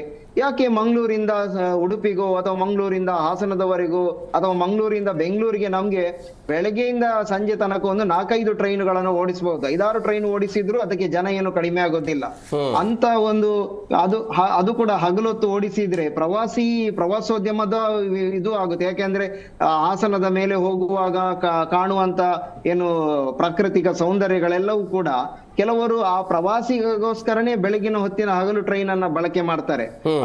ಆದ್ರೆ ನಮ್ಮ ಜನಪ್ರತಿನಿಧಿಗಳಿಗೆ ಒಂಚೂರಾದ್ರೂ ಕಾಳಜಿ ಬೇಕಲ್ವಾ? ನಾವು ಅಂದ್ರೆ ಜನಪ್ರತಿನಿಧಿಗಳು ದೂರಲೇಬೇಕಾಗುತ್ತೆ. ಯಾಕೆ ಅಂದ್ರೆ ರಾಜಕಾರಣ ಯಾಕೆ ಮಾಡಿರೋದು, ರಾಜಕಾರಣಿಗಳು ಯಾಕೆ ಅಂದ್ರೆ ನಮ್ಮ ಬದುಕಿನ ಪ್ರಶ್ನೆಯನ್ನ ಬೆಳವಣಿಗೆಯಲ್ಲಿ ಪ್ರಯತ್ನ ಇದೆ ಅಂತ ಹೇಳ್ತಿದ್ದಾರೆ.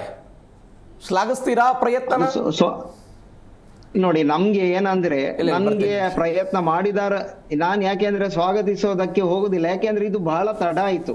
ಇದು ಜನ ಏನಂದ್ರೆ ಆ ಜನ ಕೇಳುವ ಕೂಗಿದೆಯಲ್ಲ ನೋಡಿ. ನಾನು ಆಗ ಹೇಳಿದಾಗೆ ರೈಲ್ವೆ ಮಿನಿಸ್ಟರ್ ಆಗಿ ಸದಾನಂದ ಗೌಡ್ರು ಅವರು ಮಂಗಳೂರಿಗಾರೆ, ನಮ್ಮ ಜಿಲ್ಲೆಯವರೇ ಆಗಿ ಆ ಸಂದರ್ಭದಲ್ಲಿ ಒಳ್ಳೆ ಅದೇ ನಮ್ಮ ಜಿಲ್ಲೆಯವರು. ಹಾಗಾದ್ರೆ ಆ ಸಂದರ್ಭದಲ್ಲಿ ಒಳ್ಳೆ ಅವಕಾಶ ಇತ್ತು, ಅದನ್ನ ಬಳಕೆ ಮಾಡಿಲ್ಲ. ಅಥವಾ ಕರ್ನಾಟಕದ ನಮ್ಮ ದಕ್ಷಿಣ ಕನ್ನಡ ಜಿಲ್ಲೆಯ ಸಂಸದರು ಎಷ್ಟು ಪ್ರಭಾವಶಾಲಿ ಅಂದ್ರೆ ನೋಡಿ, ಅವಾಗ ಬಿಜೆಪಿಯ ಅಧ್ಯಕ್ಷರಾಗಿದ್ದು ಕರ್ನಾಟಕ ರಾಜ್ಯದ ನಳಿನ್ ಕುಮಾರ್ ಕಟೀಲ್ ಅವರೇ ನಂಬರ್ 1 ಸಂಸದ ಅಂತ ಅವರಿಗೆ ಬೇರೆ ಬಿರುದು ಅದನ್ನ ಜನಜನಿತ ಆಗಿತ್ತು. ಹಾಗಾದ್ರೆ ಅಂತ ಜನಪ್ರತಿನಿಧಿಗಳಿಗೂ ಕೂಡ ನಮ್ಮ ದಕ್ಷಿಣ ಕನ್ನಡ ಜಿಲ್ಲೆಯ ಜನರ ನಾಡಿಮಿಡಿತವನ್ನ ಅರ್ಥ ಮಾಡ್ಕೊಳ್ಳಿಕ್ಕೆ ಯಾಕೆ ಸಾಧ್ಯ ಆಗಿಲ್ಲ ಅನ್ನೋದು ಕೂಡ ನಮ್ಗೆ ಬೇಜಾರಿದೆ, ಖೇದ ಇದೆ. ಹಾಗಾಗಿ ಅಂತ ಸಂದರ್ಭದಲ್ಲಿ ಇವರಿಗೆ ನಿಜವಾಗಿಯೂ ಕೂಡ ಜನ ಬೀದಿಗೆ ಬಂದು ಹೋರಾಟ ಮಾಡುವವರಿಗೆ ಕಾಯ್ಬೇಕಾ? ನಮ್ಮಂತ ಬೆಳವಣಿಗೆ ಆದ ನಂತರ ಕೇರಳದ ಮುಖ್ಯಮಂತ್ರಿಗಳು ಪ್ರಧಾನಮಂತ್ರಿ ಪತ್ರ ಬರೆದ್ರು, ಇದನ್ನು ವಾಪಸ್ ತೆಗೆದುಕೊಳ್ಬೇಕು ಆದೇಶವನ್ನ ಅಂತ. ಕರ್ನಾಟಕದಿಂದ ಈ ರೀತಿಯಾದಂತಹ ಬೆಳವಣಿಗೆ ಯಾವುದೂ ಇಲ್ಲ ಸದ್ಯಕ್ಕೆ. ಹೌದು ನೋಡಿ, ಕೇರಳದವರು ಅವರ ಇಚ್ಛಾಶಕ್ತಿಯನ್ನ ಅಥವಾ ಅವರ ಕಾಳಜಿಯನ್ನು ವಹಿಸ್ಕೊಳ್ಳಿಕ್ಕೆ, ಅವರ ಜನರ ಪ್ರಶ್ನೆಯನ್ನು ಇಟ್ಕೊಳ್ಳಿಕ್ಕೆ ಏನಾದ್ರೂ ಒಂದು ಮಧ್ಯಪ್ರವೇಶ ಮಾಡ್ತಾ ಇದ್ದಾರೆ. ಯಾಕೆ ನಮ್ಮವರು ಮಾಡೋದಿಲ್ಲ? ಅವರು ಆ ಪಾಲಕ್ಕಾಡಲ್ಲಿ ಉಳಿಸ್ಲಿಕ್ಕೋಸ್ಕರ ಎಲ್ಲ ರೀತಿಯ ಪ್ರಯತ್ನ ಮಾಡ್ತಾರೆ, ಹೋರಾಟ ಮಾಡ್ತಾರೆ, ಧರಣಿ ಮಾಡ್ತಾರೆ, ಮುಖ್ಯಮಂತ್ರಿ ಪತ್ರ ಬರೀತಾರೆ. ನಮ್ಮ ಕರ್ನಾಟಕ ರಾಜ್ಯದ ಜನಪ್ರತಿನಿಧಿಗಳಿಗೆ ಏನಾಗಿದೆ? ಇದು ಪ್ರಶ್ನೆ ಆಗೋದು ಬೇಡವಾ? ಪ್ರಶ್ನೆ ಬೇಕಲ್ವಾ? ಈಗ ನೋಡಿ ಸರ್, ಈಗ ಪಾಲಕ್ಕಾಡ್ ಡಿವಿಷನ್ ಅಲ್ಲಿ ಇದ್ದದನ್ನ ಕರ್ನಾಟಕಕ್ಕೆ ಬಂದಿರೋದು ಓಕೆ, ಅದೊಂದು ಒಳ್ಳೆ ಬೆಳವಣಿಗೆ.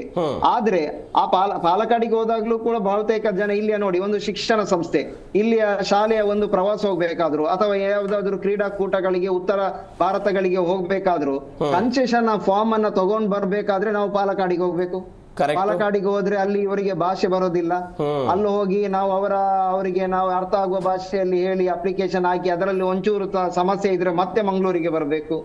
ಅದೇ ಈ ಮಂಗಳೂರು ವಲಯವನ್ನ ಪ್ರತ್ಯೇಕ ಮಾಡಿದ್ರೆ ಅವಾಗ ಕರ್ನಾಟಕದಲ್ಲಿ ಎಲ್ಲಾದ್ರೂ ಇದೆ ಹತ್ತಿರದಲ್ಲೇ ನಮ್ಗೆ ಹೋಗಿ ಅದರ ಪ್ರಯತ್ನವನ್ನ ಕನ್ನಡ ಭಾಷೆಯಲ್ಲಿ ಸರಳವಾಗಿ ಮಾಡ್ಕೊಂಡು ಬರ್ಬೋದಲ್ಲ. ಇದನ್ನ ಯಾರು ಮಾಡ್ಬೇಕು ಅನ್ನೋದು ಪ್ರಶ್ನೆ, ಯಾರು ಮಾಡ್ಬೇಕು ಅನ್ನೋದು ಬಹಳ ಮುಖ್ಯವಾದ ಪ್ರಶ್ನೆ. ನಮ್ಗೆ ಏನದಂದ್ರೆ ನಾವು ಇನ್ನೂ ಕೂಡ ಬೇಡಿಕೆ ಇಡೋದಂದ್ರೆ ನೋಡಿ, ಮಂಗಳೂರು ರೈಲು ನಿಲ್ದಾಣ, ಇನ್ನೊಂದು ಹೇಳ್ತೇನೆ, ನೀವು ಹೇಳಿದ್ರಿ 1100 ಕೋಟಿ ಆದಾಯ ಇದೆ ಅಂತ. 1100 ಕೋಟಿ ಆದಾಯ ಇರುವಂತ ಮಂಗಳೂರು ರೈಲು ನಿಲ್ದಾಣದಲ್ಲಿ ಸರಿಯಾಗಿ ಶೌಚಾಲಯ ಇಲ್ಲ. ಅಲ್ಲಿ ಮೂರೇ ಪ್ಲಾಟ್ಫಾರ್ಮ್ ಇರುವುದು. 3 ಪ್ಲಾಟ್ಫಾರ್ಮ್ ಇಂದು 4-5 ಈಗ ಪ್ಲಾಟ್ಫಾರ್ಮ್ ಆದದ್ದು ಇತ್ತೀಚೆಗೆ 5ನೇ ಪ್ಲಾಟ್ಫಾರ್ಮ್ಗೆ ಏರಿಕೆ ಆಗಿರೋದು. ನೀವು ನೋಡಿ, ಕಾಸರಗೋಡಿನಿಂದ ಮಂಗಳೂರಿಗೆ ಬರ್ಲಿಕ್ಕೆ 1 ತಾಸು ಬೇಕು, ಒಂದು ಟ್ರೈನ್ ಸ್ಪೀಡ್ ಅಲ್ಲಿ ಬರ್ಲಿಕ್ಕೆ 1 ಅವರ್ ಬೇಕು. ಅದು ಉಳ್ಳಾಲದ ರೈಲು ನಿಲ್ದಾಣ ತನಕ 1.25 ಗಂಟೆಯಲ್ಲಿ ಬಂದು ತಲುಪುತ್ತೆ. ಅಲ್ಲಿಂದ ಉಳ್ಳಾಲದಿಂದ ಮಂಗಳೂರಿಗೆ ಬರೋದಕ್ಕೆ ಇರೋದು ಕೇವಲ ಉಳ್ಳಾಲ ಸ್ಟೇಷನ್ ಇಂದ ಬಹುತೇಕ ಒಂದು 6-7 ಕಿಲೋಮೀಟರ್ ಏನೋ ಇರ್ಬೋದು, 5-6 ಕಿಲೋಮೀಟರ್ ಇರ್ಬೋದು. ಆದ್ರೆ 1 ತಾಸು ಹಿಡಿಯುತ್ತೆ, ಒಂದು ಗಂಟೆ ತಗೊಳ್ತಾರೆ, 1 ಅವರ್. ಯಾಕೆ ಅಂದ್ರೆ ಮಂಗಳೂರು ರೈಲು ನಿಲ್ದಾಣದಲ್ಲಿ ರೈಲನ್ನ ನಿಲ್ಲಿಸ್ಲಿಕ್ಕೆ ಜಾಗ ಇಲ್ಲ. ಎಲ್ಲಿ ನಿಲ್ಸೋದು ಅನ್ನೋದು ಪಾರ್ಕ್ ಅಲ್ಲನ್ನ ಬಂದು ಪ್ಲಾಟ್ಫಾರ್ಮ್ ಅಲ್ಲಿ ನಿಲ್ಲಿಸ್ಲಿಕ್ಕೆ ಜಾಗ ಇಲ್ಲ. ಹೆಚ್ಚುವರಿ ರೈಲುಗಳನ್ನ ಅಲ್ಲಿರುವಂತ ರೈಲುಗಳನ್ನೆಲ್ಲ ಹತ್ತಿರದ ಬಂದರ್, ಸರ್ ಹಾಗೆ ಹೇಳಿದಾಗೆ ಗೂಡ್ ಶೆಡ್ ಅನ್ನೋ ಜಾಗ ಇದೆ, ಬಂದರ್ ಜಾಗ, ಅಲ್ಲಿಗೆ ತಗೊಂಡೋಗಿ ಅಲ್ಲಿ ಹೋಗಿ ನಿಲ್ಸೋದು. ಇಂತ ಒಂದು ಬೇಕಾ ಮಂಗಳೂರಿನಂತ ಜಾಗದ ಒಟ್ಟಾರೆ ನಿಮ್ಮ ಅಭಿಪ್ರಾಯ ಹೇಳ್ತಾ ಇರೋದು, ನೈಋತ್ಯ ರೈಲ್ವೆ ಬಂದಿದ್ದನ್ನ ನಾವು ಸ್ವಾಗತ ಮಾಡ್ತೀವಿ, ಬಟ್ ಇನ್ನಾದ್ರೂ ಮಂಗಳೂರು ವಲಯ ಅಭಿವೃದ್ಧಿ ಆಗ್ಲಿ, ಪ್ರತ್ಯೇಕವಾದಂತ ವಿಭಾಗ ಬರಲಿ ಅಂತ ಅಲ್ವಾ? ಈಗ ಹೌದು, ಅದೇ ಪಾಲಕ್ಕಾಡಿನಿಂದ ನೈಋತ್ಯಕ್ಕೆ ಬಂದದಕ್ಕೆ ಏನೋ ನಮ್ಮದು ವಿರೋಧ ಇಲ್ಲ. ಆದ್ರೆ ನಮ್ಮದು ಮಂಗಳೂರು ವಲಯ ಆಗ್ಬೇಕನ್ನೋದು ಮೂಲ ಬೇಡಿಕೆ ಇದೆಯಲ್ಲ, ಮುಂದೆ ಆದ್ರೂ ಆ ಮೂಲ ಬೇಡಿಕೆಯನ್ನ ಇತ್ಯರ್ಥ ಮಾಡುವ ನಿಟ್ಟಿನಲ್ಲಿ ಇಲ್ಲಿಯ ಜನಪ್ರತಿನಿಧಿಗಳು, ಸರ್ಕಾರಗಳು ಮಧ್ಯಪ್ರವೇಶ ಮಾಡಿ ಆ ಮಂಗಳೂರು ವಲಯ ಏನಿದೆ, ಈಗ ಕೊಂಕಣ್ಗೆ ಹೋಗಿರತಕ್ಕಂತ ಇನ್ನಷ್ಟು ಕರ್ನಾಟಕದ ಭಾಗ ಆಗಿರ್ತಕ್ಕಂಥ ಅದನ್ನ ಕೂಡ ಸೇರಿಸ್ಕೋಬೇಕು. ಬರ್ತೀನಿ ಸರ್, ವಾಪಸ್ ಬರ್ತೀನಿ. ಕೊನೆ ಪ್ರಶ್ನೆ ಸರ್, ಇಷ್ಟು ವರ್ಷಗಳ ಕರಾವಳಿಗರ ಹೋರಾಟ ವ್ಯರ್ಥ ಆಗಬಾರ್ದು ಅಂತ ಹೇಳಿದ್ರೆ ಸರ್ಕಾರ ಈಗ ಎಚ್ಚೆತ್ಕೊಳ್ಬೇಕಾದಂತ ಅನಿವಾರ್ಯತೆ ಇದೆ. ಒಂದು ಪ್ರಬಲವಾಗಿ ವಾದವನ್ನ ಮಂಡನೆ ಮಾಡಿ ಇದು ನನ್ನ ವ್ಯಾಪ್ತಿಗೆ ಸೇರಿಸಿ ನಾನು ತೆಗೆದುಕೊಳ್ತೀನಿ ಅಂತ ಒಂದು ನಿರ್ಧಾರಕ್ಕೆ ಬರಬೇಕು ಸಂಸದರುಗಳೆಲ್ಲ ಸೇರ್ಕೊಂಡು ಪಕ್ಷಾತೀತವಾಗಿ.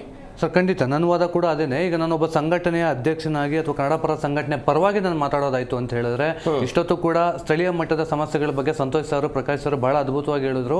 ಅದನ್ನ ನಾನು ಒಪ್ಕೊಳ್ತಾ ನಾನು ಮುಂದೆ ಏನು ಹೇಳ್ತೀನಿ ಅಂತ ಹೇಳಿದ್ರೆ, ಇದು ನಿನ್ನೆ ಮೊನ್ನೆ ಹೋರಾಟ ಅಲ್ಲ, 3 ದಶಕಗಳ ನಂತರದಲ್ಲಿ ಇದೀಗ ಕನ್ನಡಿಗರಿಗೆ ಅಲ್ಪ ಸ್ವಲ್ಪ ಉಸಿರಾಡೋದಕ್ಕೆ ಅವಕಾಶ ಸಿಗ್ತಾ ಇರ್ತಕ್ಕಂಥ ಸಂದರ್ಭದಲ್ಲಿ ಯಾವುದೇ ಕಾರಣಕ್ಕೂ ಕೇಂದ್ರ ಸರ್ಕಾರ ಈ ಒಂದು ನಿರ್ಧಾರದಿಂದ ಹಿಂದೆ ಹೆಜ್ಜೆ ಇಡಬಾರ್ದು. ಯಾವುದೇ ಒತ್ತಡ ಬರಲಿ, ಏನೇ ಬರಲಿ, ನಮ್ಮಲ್ಲಿ ಸಮಸ್ಯೆ ನಾನು ಯಾವಾಗಲೂ ಕೂಡ ನಾನು ಚರ್ಚಾ ಕಾರ್ಯಕ್ರಮದಲ್ಲಿ ಹೇಳ್ತಾ ಇರ್ತೀನಿ, ಕನ್ನಡಿಗ ರಾಜಕಾರಣಿಗಳು ಎಲ್ಲರೂ ಇರ್ತಾರೆ ಇಲ್ಲಿ ಎಲ್ಲ ಪಕ್ಷದಲ್ಲೂ ಅಷ್ಟೇ. ಯಡಿಯೂರಪ್ಪನವ್ರು ತಗೊಳ್ಳಿ, ಡಿ ಕೆ ಶಿವಕುಮಾರ್ ಅವ್ರು ತಗೊಳ್ಳಿ, ಕುಮಾರಸ್ವಾಮಿ, ಎಲ್ಲ ಕನ್ನಡಿಗರಿದ್ದಾರೆ. ಆದರೆ ಸಮಸ್ಯೆ ಕನ್ನಡ ಪರ ನಿಲ್ತಕ್ಕಂಥ ರಾಜಕಾರಣಿ, ಕರ್ನಾಟಕದ ಪರ ನಿಲ್ತಕ್ಕಂಥ ರಾಜಕಾರಣಿ, ಕನ್ನಡಿಗರ ಪರ ನಿಲ್ತಕ್ಕಂಥ ರಾಜಕಾರಣಿಗಳು ಇಲ್ಲಿಲ್ಲ ಈ ನಾಡಿಗೆ. ಅದೊಂದು ನಮಗೆ ನಿಜವಾಗ್ಲೂ ಕೂಡ ನಾವು ಕನ್ನಡಿಗರು ನಿಜವಾಗ್ಲೂ ಅನಾಥರಾಗಿದ್ದೀವಿ. ಈಗ ನಾನು ಕೈ ಮುಗಿದು ಕೇಳ್ಕೊಳ್ತೀನಿ ಒಂದು ರಾಜ್ಯ ಸರ್ಕಾರಕ್ಕೆ, ದಯಮಾಡಿ ಮಾತಾಡಿ, ಸಾಕು ಮೌನ ವಹಿಸಿದ್ದು. ನಿಮ್ಮದೇ ಕಾಂಗ್ರೆಸ್ ಪಕ್ಷದ ಒಂದು ಮೈತ್ರಿ ಸರ್ಕಾರ ಕೇರಳದಲ್ಲಿ ಒಂದು ದೊಡ್ಡ ಮಟ್ಟದ ಹೋರಾಟವನ್ನ ಮಾಡ್ತಾ ಇದೆ. ಕನಿಷ್ಠ ಪಕ್ಷ ಕೇಂದ್ರಕ್ಕೆ ಪತ್ರ ಬರೀತಕ್ಕಂಥ ಕೆಲಸವನ್ನ ಮಾಡಿ ಅಂತ ಈ ಮೂಲಕ ನಾನು ಹೇಳ್ತೀನಿ. ಅದೇ ರೀತಿ ಒಂದು ಲಾಸ್ಟ್ ಅಲ್ಲಿ ಸರ್, ಕನ್ನಡಿಗರಿಗೆ ನಾನು ಕೈ ಮುಗಿದು ಕೇಳ್ಕೊಳ್ತೀನಿ, ನಿರಾಭಿಮಾನಿಗಳಾಗಬೇಡಿ. ಬಿಗ್ ಬಾಸ್ಗಳು 1000 ಕಾರ್ಯಕ್ರಮ ಬರ್ತದೆ ಹೋಗ್ತದೆ, ದಯಮಾಡಿ ಇಂಥ ಒಂದು ಸಮಸ್ಯೆಗಳ ಬಗ್ಗೆ ಬೆಳಕು ಚೆಲ್ತಕ್ಕಂಥ ಕೆಲಸವನ್ನ ಕನ್ನಡಿಗರು ಮಾಡಿ ಸ್ವಾಭಿಮಾನಿಗಳಾಗಿ ಇಲ್ಲ ಅಂತಂದ್ರೆ ನಾಳೆ ದಿನ ಮಂಗಳೂರು ರೈಲ್ವೆ ನಿಲ್ದಾಣ ಅಲ್ಲ, ಮಂಗಳೂರೇ ಕೈ ತಪ್ಪು ಹೋಗುತ್ತೆ.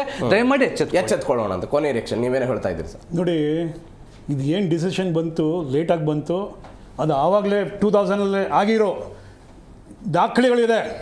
2003 ಲೈನ್ ಓಪನ್ ಆದಮೇಲೆ ಮಾಡಬೇಕು ಅಂತ 14 ವರ್ಷ ಆ ಸರ್ಕಾರನೂ ಮಾಡ್ಬೋದಿತ್ತು, ಯಾಕೆ ಮಾಡಲಿಲ್ಲ ಗೊತ್ತಿಲ್ಲ.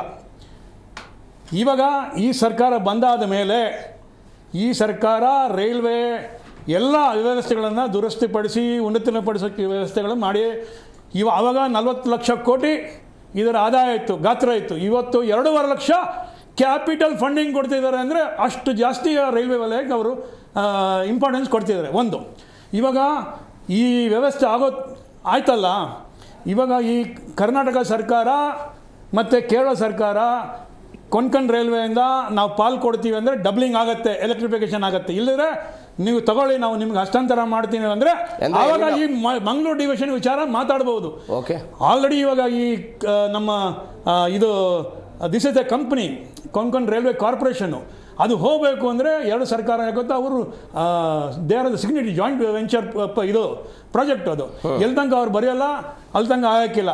ನಾಳೆ ಗೋ ಅವರು ಕೇಳ್ಬೋದು, ನಾವು ಪಾಲು ನಮ್ಗೆ ಯಾವ ಡಿವಿಷನು ಇಲ್ಲ, ನಮ್ಗೆ ಗೋ ಕೊಡಿ ಅಂದರೆ ಕರ್ನಾಟಕ ಜಾಸ್ತಿ ಹಕ್ಕಿದೆ. ಯಾಕೆ ಗೊತ್ತಾ, ಅದರ ವ್ಯಾಪ್ತಿ ದೊಡ್ಡದಾಗಿದೆ.